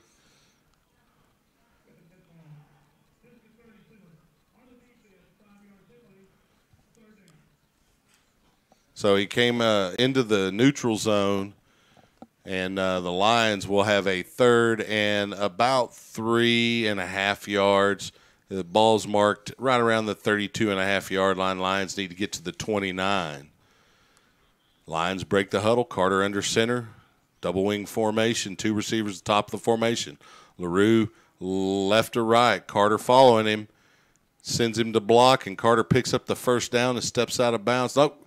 They're going to mark him about a yard short. Yeah, it looks like he got about a yard behind the chains and went out of bounds. So it'll bring up a 4th and 1 for Leander. That's either a bad decision on Carter's part or a bad spot by the referee, but the Lions are looking at a 4th and 1, and obviously you go for it here. You're in no man land anyway.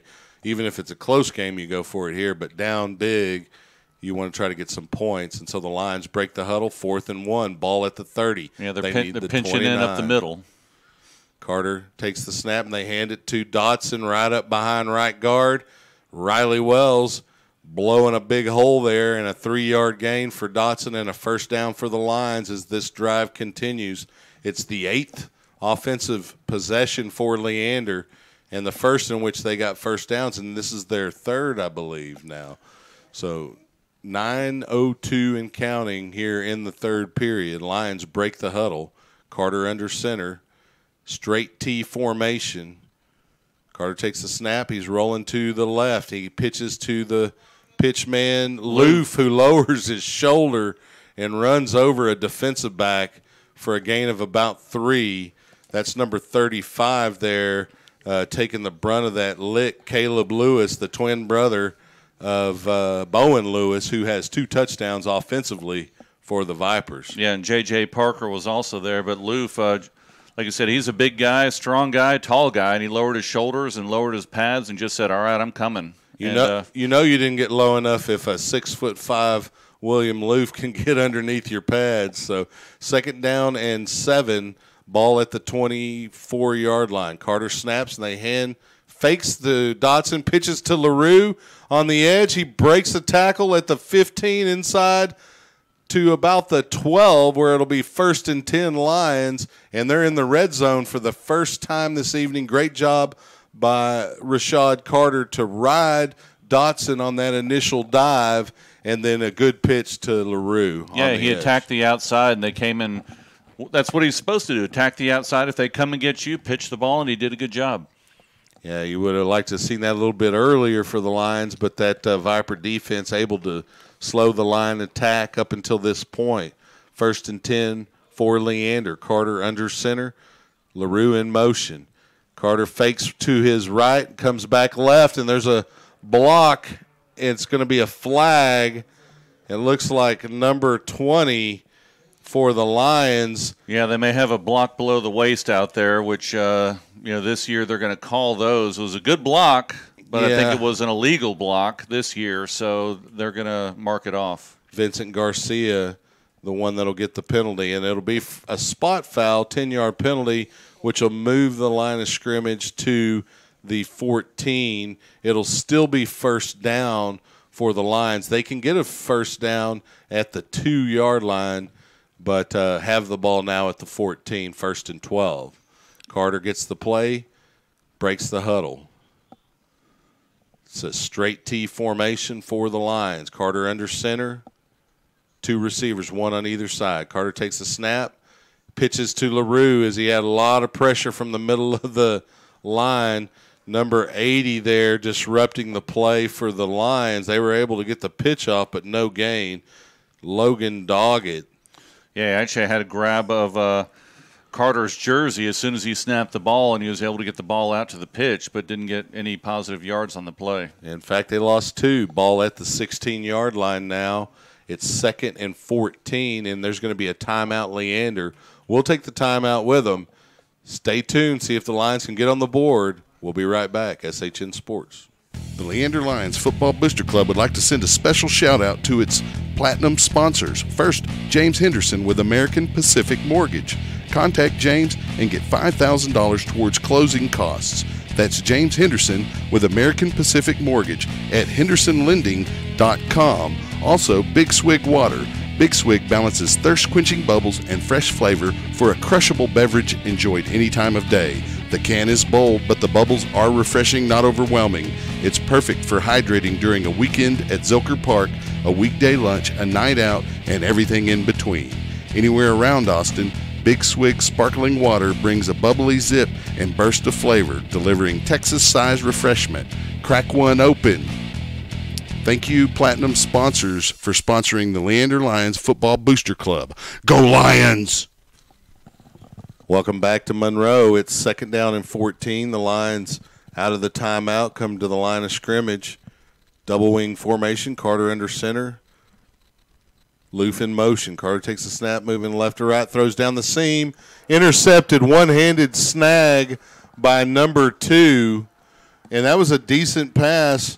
That's Watson with the interception. He had Sanchez in the end zone right around the goal line, and if that pass is about 6 inches higher, that's a touchdown. But Watson able to do an Odell Beckham Jr.-esque one-handed grab for the interception and returns it to looks like the 23-yard line, where Vandegrift will start their 8th possession of the game. Yeah, that was an impressive interception right there. Yeah, and that was the big opportunity for the Lions to break the shutout here. Vipers quickly with a handoff to Lewis, and he's wrapped up by Wakama. Or make that Dyron Dixon, number 58, on the tackle.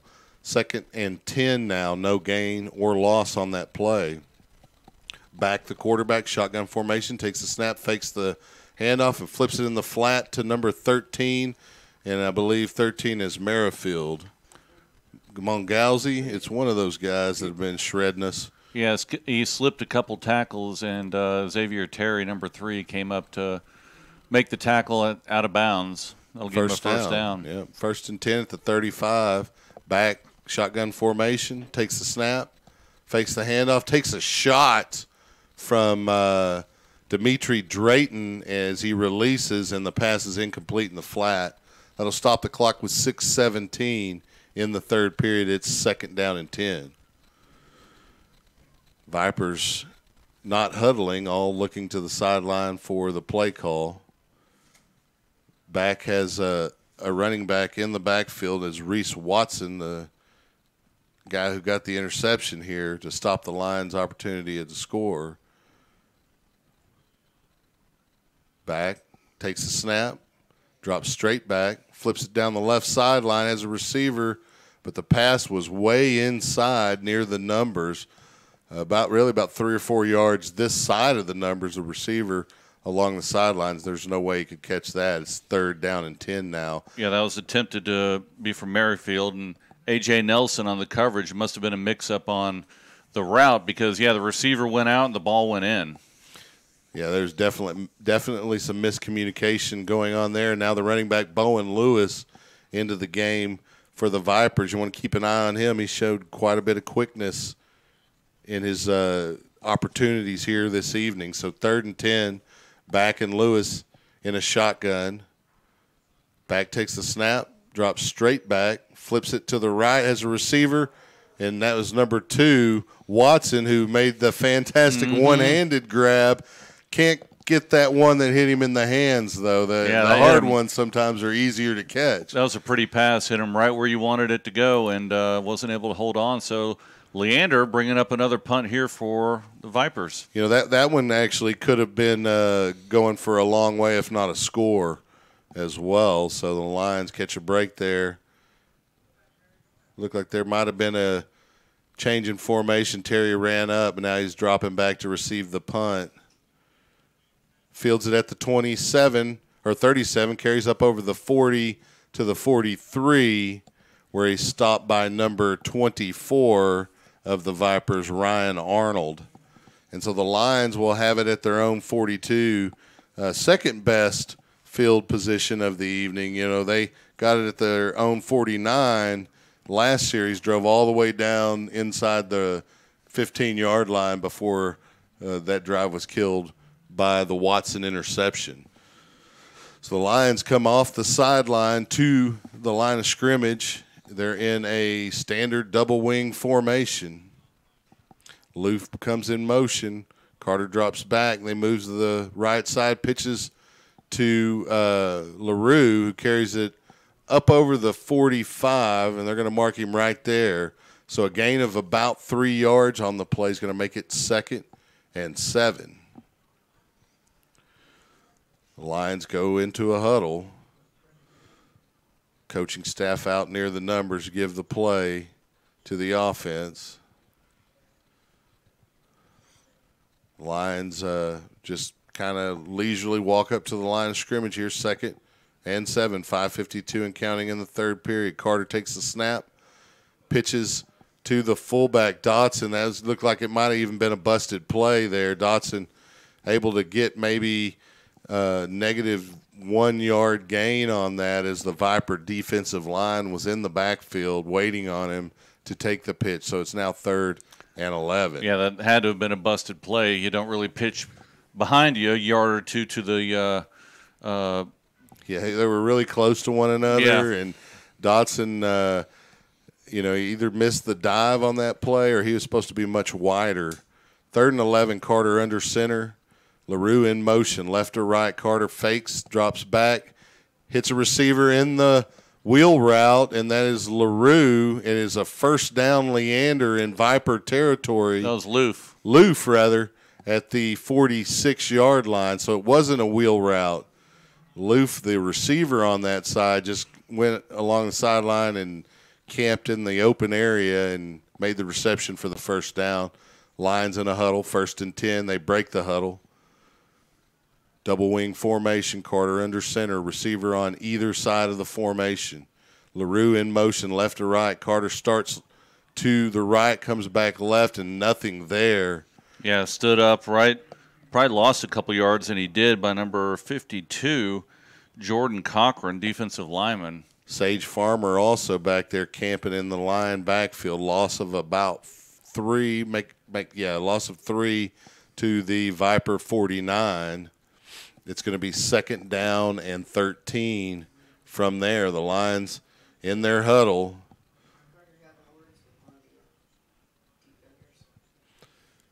Carter breaks the huddle. He gets under center. It's a double wing.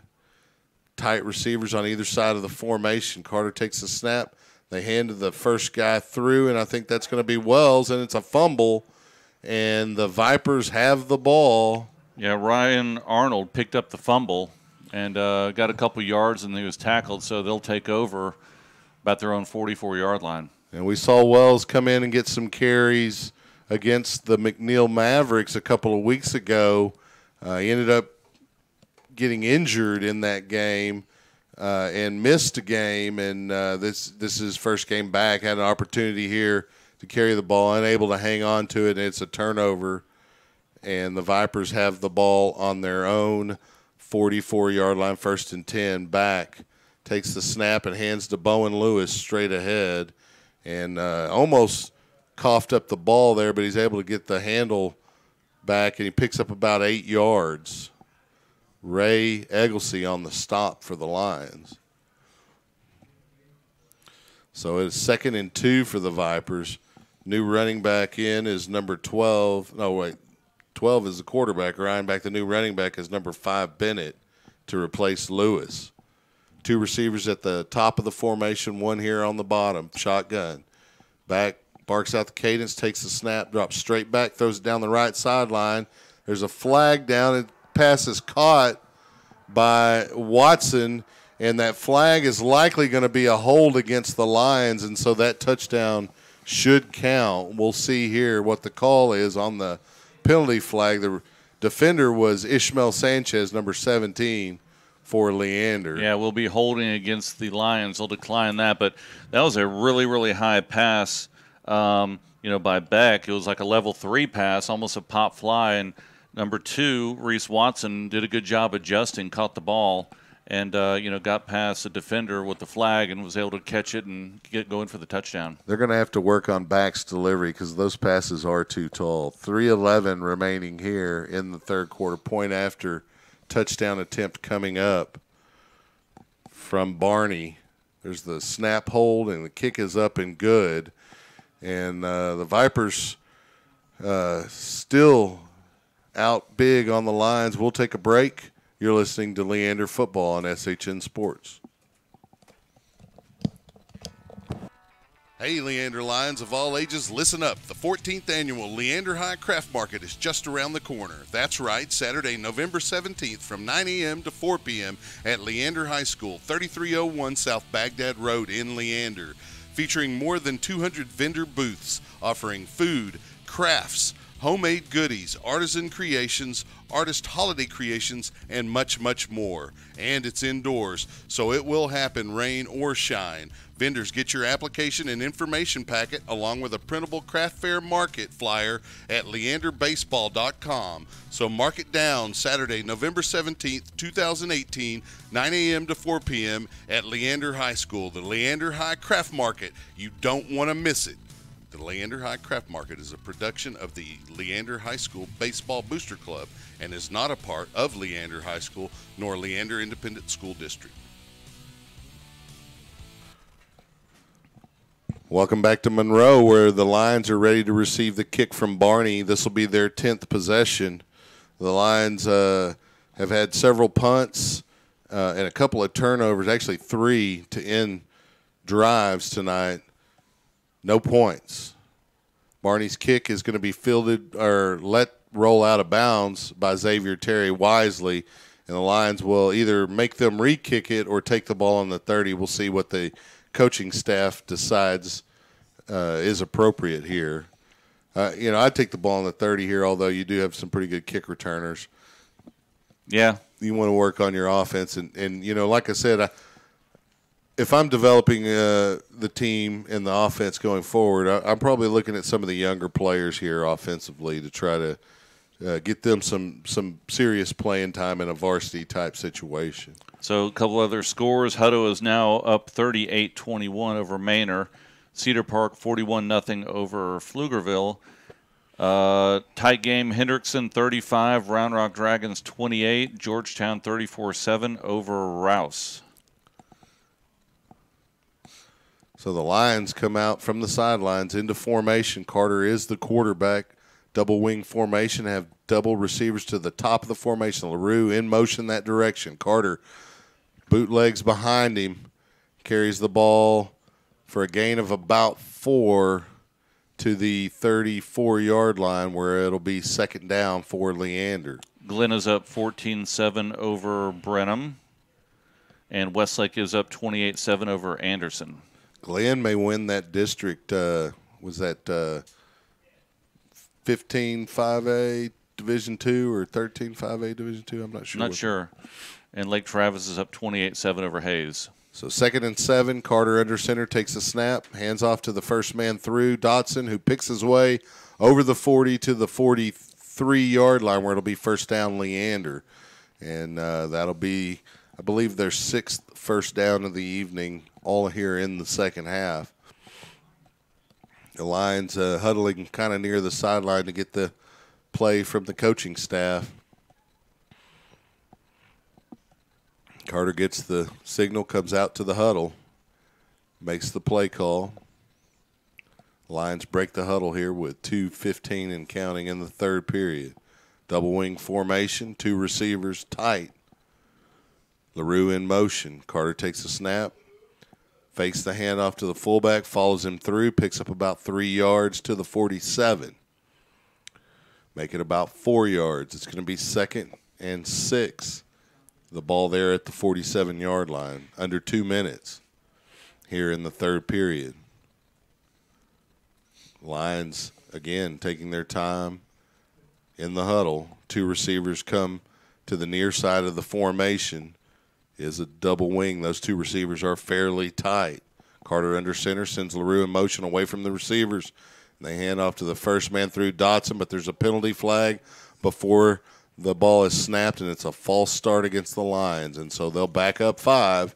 It'll be 2nd and 11. The ball's going to be marked at the 42-yard line. Yeah, got about 1:30 left here in the third quarter. And I know we'll be talking about this most of the fourth quarter, but we just want to give it to the seniors. This is a lot of the seniors, this may be their last game ever in football pads. That's true.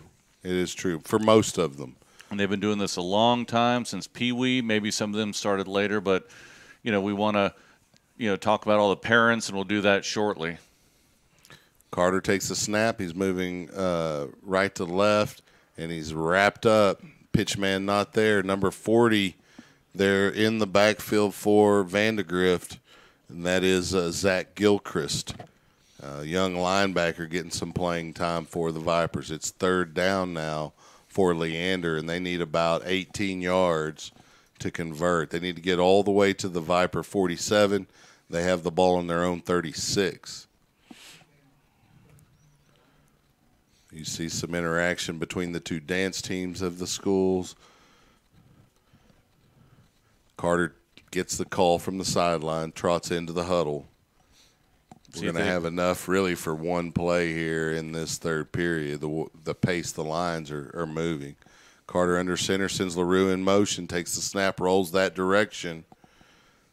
He throws off his back foot out of bounds where no one can catch it. That was intentionally just to get rid of the ball as he was being pressured. It's going to bring up fourth down. That'll stop the clock with 21 seconds. And so the Lions will punt here in the third period to finish their 10th drive. Yeah, a lot of pressure there. Didn't even have an opportunity to set his feet to really throw the ball. He just had to get rid of it, threw it out of bounds rather than take a sack. And so the Lions huddle there on their punt formation. Gaiman drops back. Fourth and very long. There's the snap. Gaiman with a rugby-style run to the left, and he decides to get rid of it. And it's a high punt. Takes a line roll to the 20, where it's down by Ray Egglesey, the sophomore. And Vipers will have the ball from there on their own 20. 16 seconds remaining here in the third period. We'll take a break at the period, the completion of the third period. Vipers get their play from the sideline, come out onto the field in formation. Ryan Back, the quarterback, has Bennett in the backfield with him. Two receivers to the right of the formation, one to the top. Back takes the snap, hands to Bennett straight ahead. He's wrapped up for no gain by Kavon Spence. Or check that. That was Spence. And so that'll be the end of the third period. We'll take a break, and we'll be back for the fourth period. Vipers up big. Stay tuned, SHN Sports. The Leander Lions Football Booster Club would like to recognize its sponsors: Bush's Chicken, Wingstop, Rudy's Country Store and Barbecue, Farmers Insurance, the McCoy Agency, James Henderson with American Pacific Mortgage. Contact James and get $5,000 towards closing costs. Amy Maddox with Allstate. You're in good hands. Stephanie Biggs with Blue Door Realty Group. Mighty Fine Burgers, Fries, and Shakes. Randy Hoff with Lexus of Austin. Dana Kerr Photography. Earl and Janice Lott. Milo Aquatics, Pool Service and Remodels, and Big Swig Water. Thanks to all of the Leander Lion Football Booster Club sponsors. We appreciate your generosity. Go Lions! Welcome back to Monroe. Vipers have the ball here, up big. Second down and 10 on their own 20. They come from the sideline into formation, and it's going to be a shotgun formation. Lewis, the running back, with the quarterback, Ryan Back. He takes the snap, hands to Lewis. Lewis going right to left, cuts up out of around the 20 and gets up over the 25 to the 28 before he's dragged down by a Lion defender. It looks like that's going to be Xavier Terry on the tackle. It's going to bring up 3rd and 1, ball at the Viper 29-yard line. Vipers in formation. It's Lewis, the running back, along with Ryan Back, the quarterback. Formation has 2 receivers to the bottom here on the Viper sideline, 1 at the top. Vipers eating up as much play clock as they can as they decide what play to call from the sideline. Yeah, it does look like the Vandegrift band, there's about 7 or 8 buses pulling in, so they're back from San Antonio and the Bands of America. Back with a keeper kept it in Bowen's hand for a while, and then he pulled it and was able to pick up 2 yards for the first down. Nice tackle by Egglesey coming up and keeping him to the inside, then broke in and made the tackle. Had enough for a first down, but good job. So it's going to be 1st and 10 at the Viper 31 for Vandegrift. Ryan Back still in at quarterback, Bowen Lewis at running back.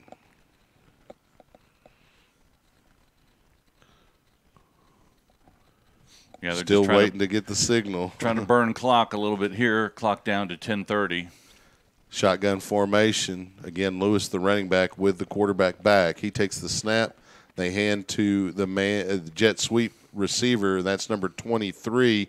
And he's in the open at midfield, and he's tripped up by Kavon Spence. Or check that, Terry.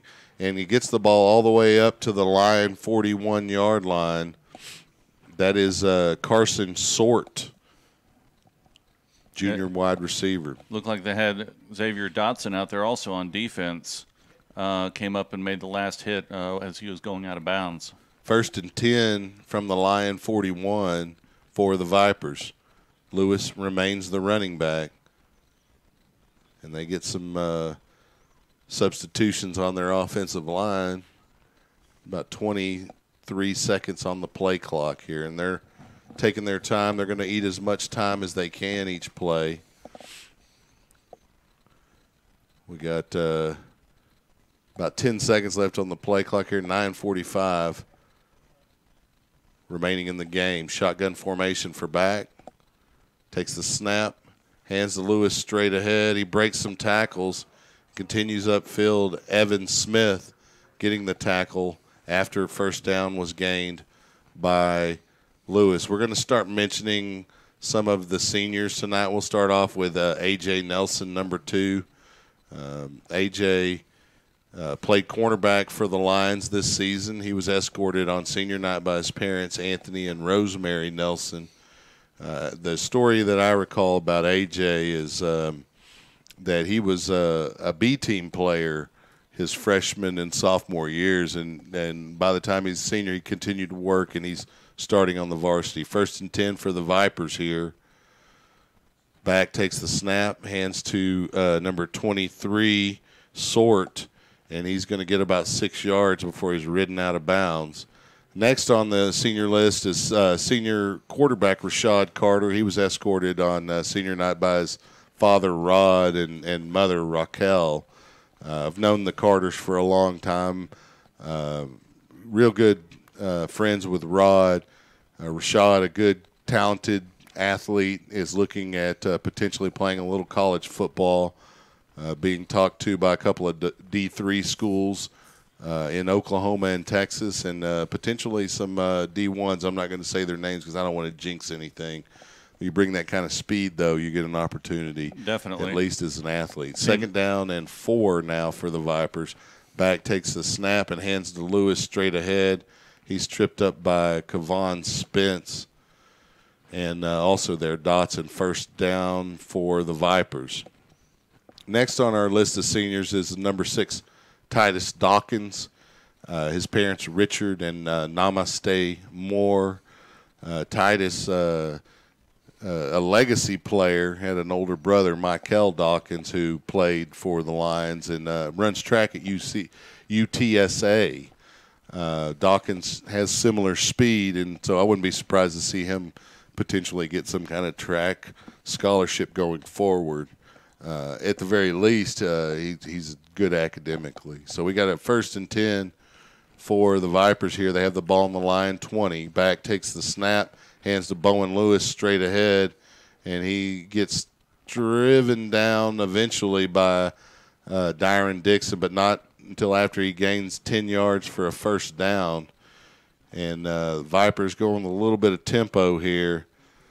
We'll go on ahead and talk about the next senior on the list, Henry Birmingham. Henry was escorted by his parents, Henry and Amanda Birmingham, and his brother Connor.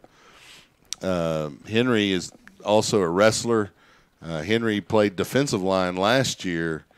Did pretty well for an undersized defensive lineman. Ended up at linebacker this year. battled some injuries, but had a decent senior year. First and goal for the Vipers. Back takes the snap and hands the Spore, the jet sweep, and he carries it in for the score. And we'll continue on the list while they convert the point after here. Next on the list, number 11, David Cruz. He was escorted on senior night by his parents, Raul and Teresa Cruz. David played quite a bit of fullback for the Lions this season, and I think he ended up with a little over 400 yards on the year. Pretty good year for David. Yeah, durable back there in the backfield.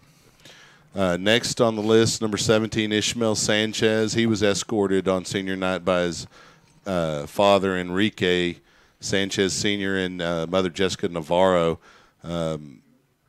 Ishmael is one of those seniors that had to adjust. He had been in a spread offense as a receiver his whole football career, and just here in his senior year, he ends up in a running veer offense, which doesn't really feature the receivers much. Still had a pretty decent year. Spent a lot of time blocking for those running backs, and he got some opportunities on defense. Had an interception, which prevented a touchdown a couple of weeks ago. Pretty good senior year for Ishmael. Next on the list, number 20, Vincent Garcia. He was escorted by his parents, Jose and Maria Garcia, and brother Joel. A senior playing a little bit of defense at linebacker. 32, Kavon Spence made a lot of tackles this year. Kavon did. His parents, Antoine and Spence and Keisha Carter, escorted him on senior night. Kicking off now for the Vipers is Tim Barney. Back deep to receive for the Lions is Terry and LaRue. LaRue, speaking of LaRue, he's next on the list. Senior Addison LaRue is parents Joe and Carly LaRue and sister Ava escorted him on senior night. Addison been explosive for the Lions at times during his career, not only this year but last year as well. Egglesey fields the ball at the 32 and breaks up over the 40 to the 44, where the Lions will start their next drive. And then next on the list of seniors is Michael Potter. Potter, a legacy kind of. His cousin, Jacob Potter, was on the Lion varsity for a couple of years recently. Michael battled injuries all season.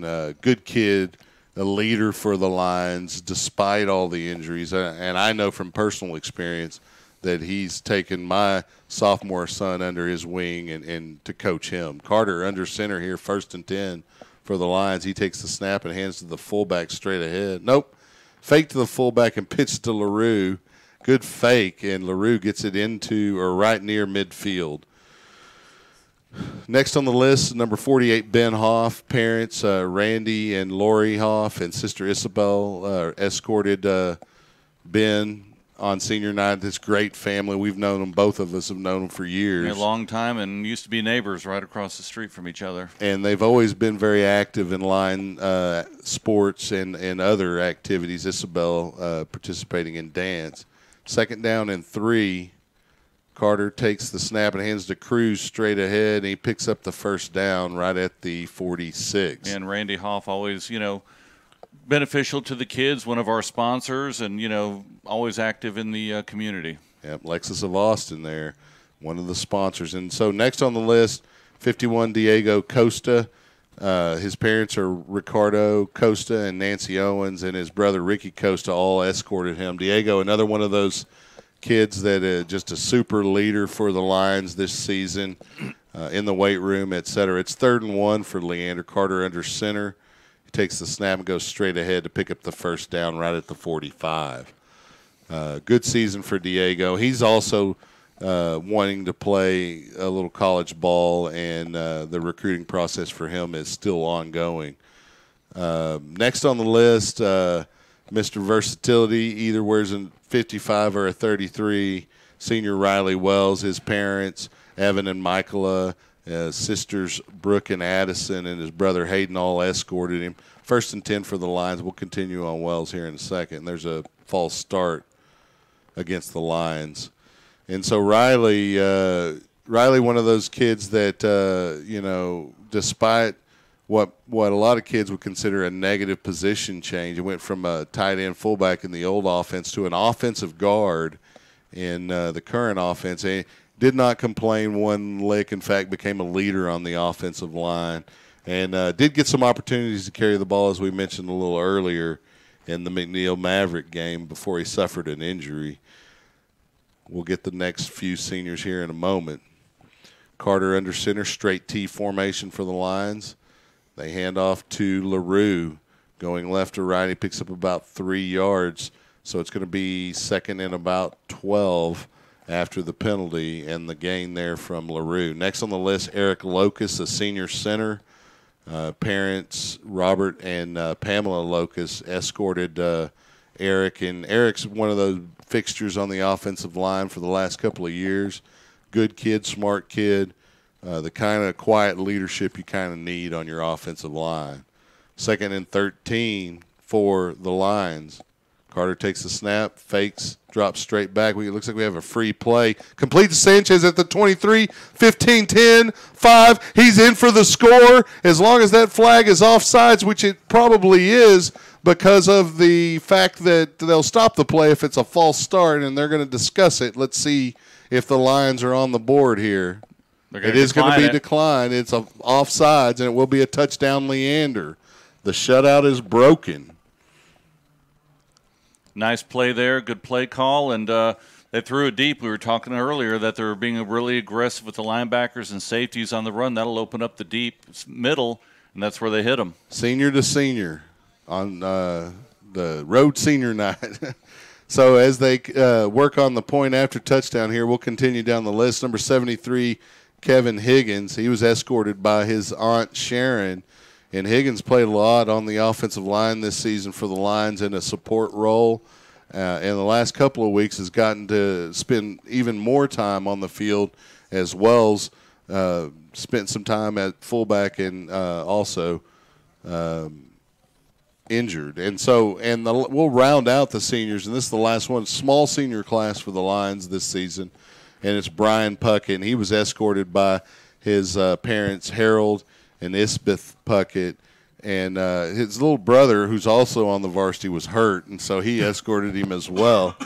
And we'll see Brandon for a few more years as he's a sophomore, but Brian, senior offensive lineman, real stalwart and fixture on the team here. And we'll even mention the trainers. Yeah, I think we need to. I mean, they do a great job out there. They're with these players all year long, and they do a great job. You want to do the trainers there here as we go forward? Sure. First trainer is Cameron Detton, mother Leslie Grantham, and grandmother Kim Wage, or Waggy, I'm sorry.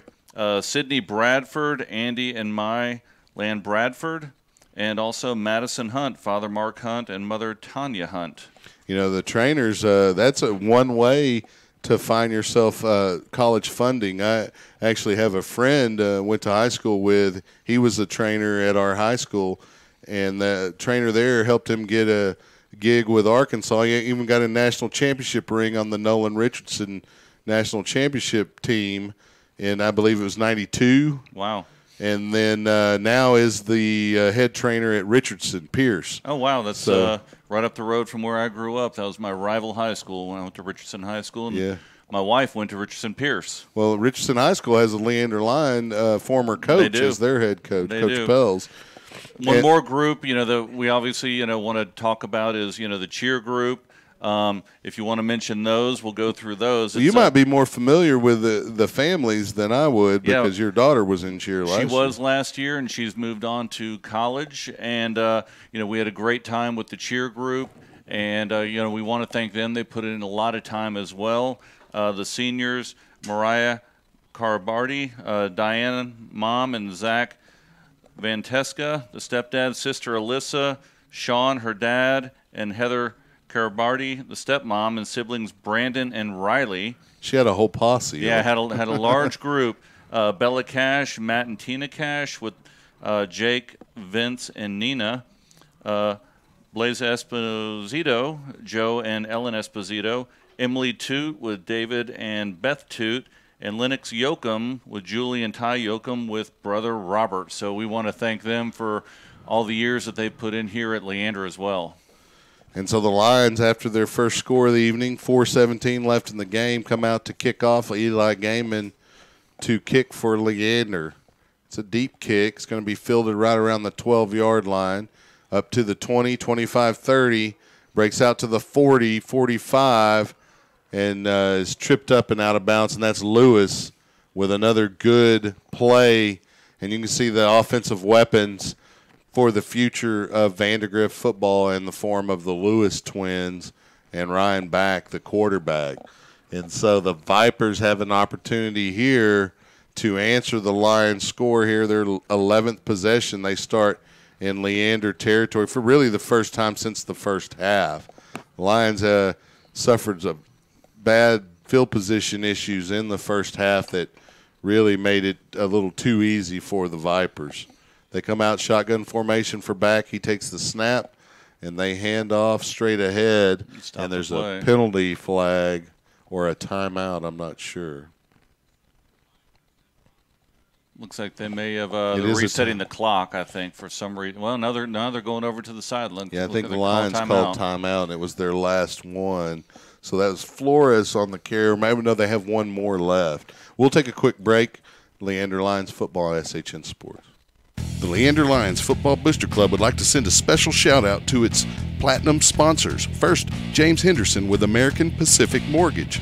Contact James and get $5,000 towards closing costs. That's James Henderson with American Pacific Mortgage at hendersonlending.com. Also, Big Swig Water. Big Swig balances thirst-quenching bubbles and fresh flavor for a crushable beverage enjoyed any time of day. The can is bold, but the bubbles are refreshing, not overwhelming. It's perfect for hydrating during a weekend at Zilker Park, a weekday lunch, a night out, and everything in between. Anywhere around Austin, Big Swig sparkling water brings a bubbly zip and burst of flavor. Welcome back to Monroe. The Vipers come out of the timeout into formation, back shotgun formation, takes the snap, hands off to number 26 of the Vipers, and he gets tackled pretty quickly by a linebacker. 26 is Carlos Flores. Looked like that linebacker was Kavon Spence, number 32, gain of 2 on the play. He's going to bring up 2nd and 8, ball at the Lion 41. We also want to thank another group, the Bluebells. You know, we see them out here all the time. They do a great job, and they're out there working just as hard as everybody else, if not more so. Yeah, we don't have a list of their seniors, but it's pretty extensive. Band as well. They're in San Antonio, as we mentioned, at Bands of America. We just saw the Vandegrift Viper band pull up, so the Lions may be back at campus. We're not sure. 2nd and 8. So not sure how they did, but look for the tweets tomorrow. Flores on the carry straight ahead, tackled by Evan Smith after a gain of about 3, make it 2. It's going to be 3rd and 6 now. The ball at the Lion 39. Yeah, we're now within 3 minutes, and some of these players are getting their last licks out there. I mean, all of these years where we coach and have kids out there playing football, and all the parents driving, and grandparents and cousins and uncles and aunts and stepmoms and stepdads, and everyone taking the kids out to pee-wee football and then middle school football and high school football, and this may be it for a lot of them.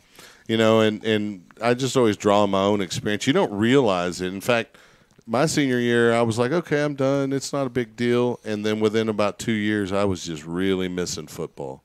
Jet sweep for the Vipers, number 84, and he gets cut down right around the 40 by A.J. Nelson.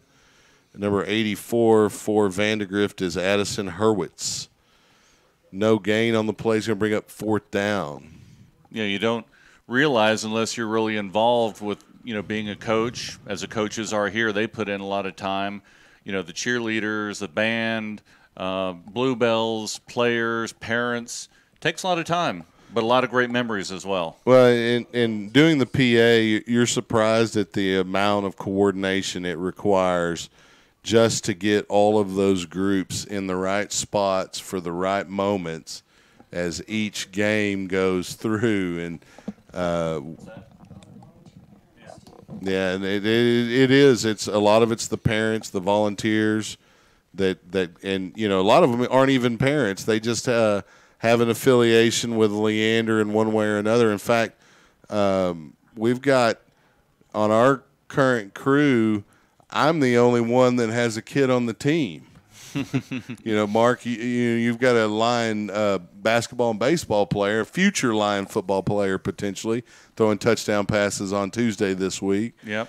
And Rich, of course, son was the leading tackler in our district for 3 years, but is over in Oregon now. Mickey's son was in band and played lacrosse and spent a little time on the football field as well, and when he was younger.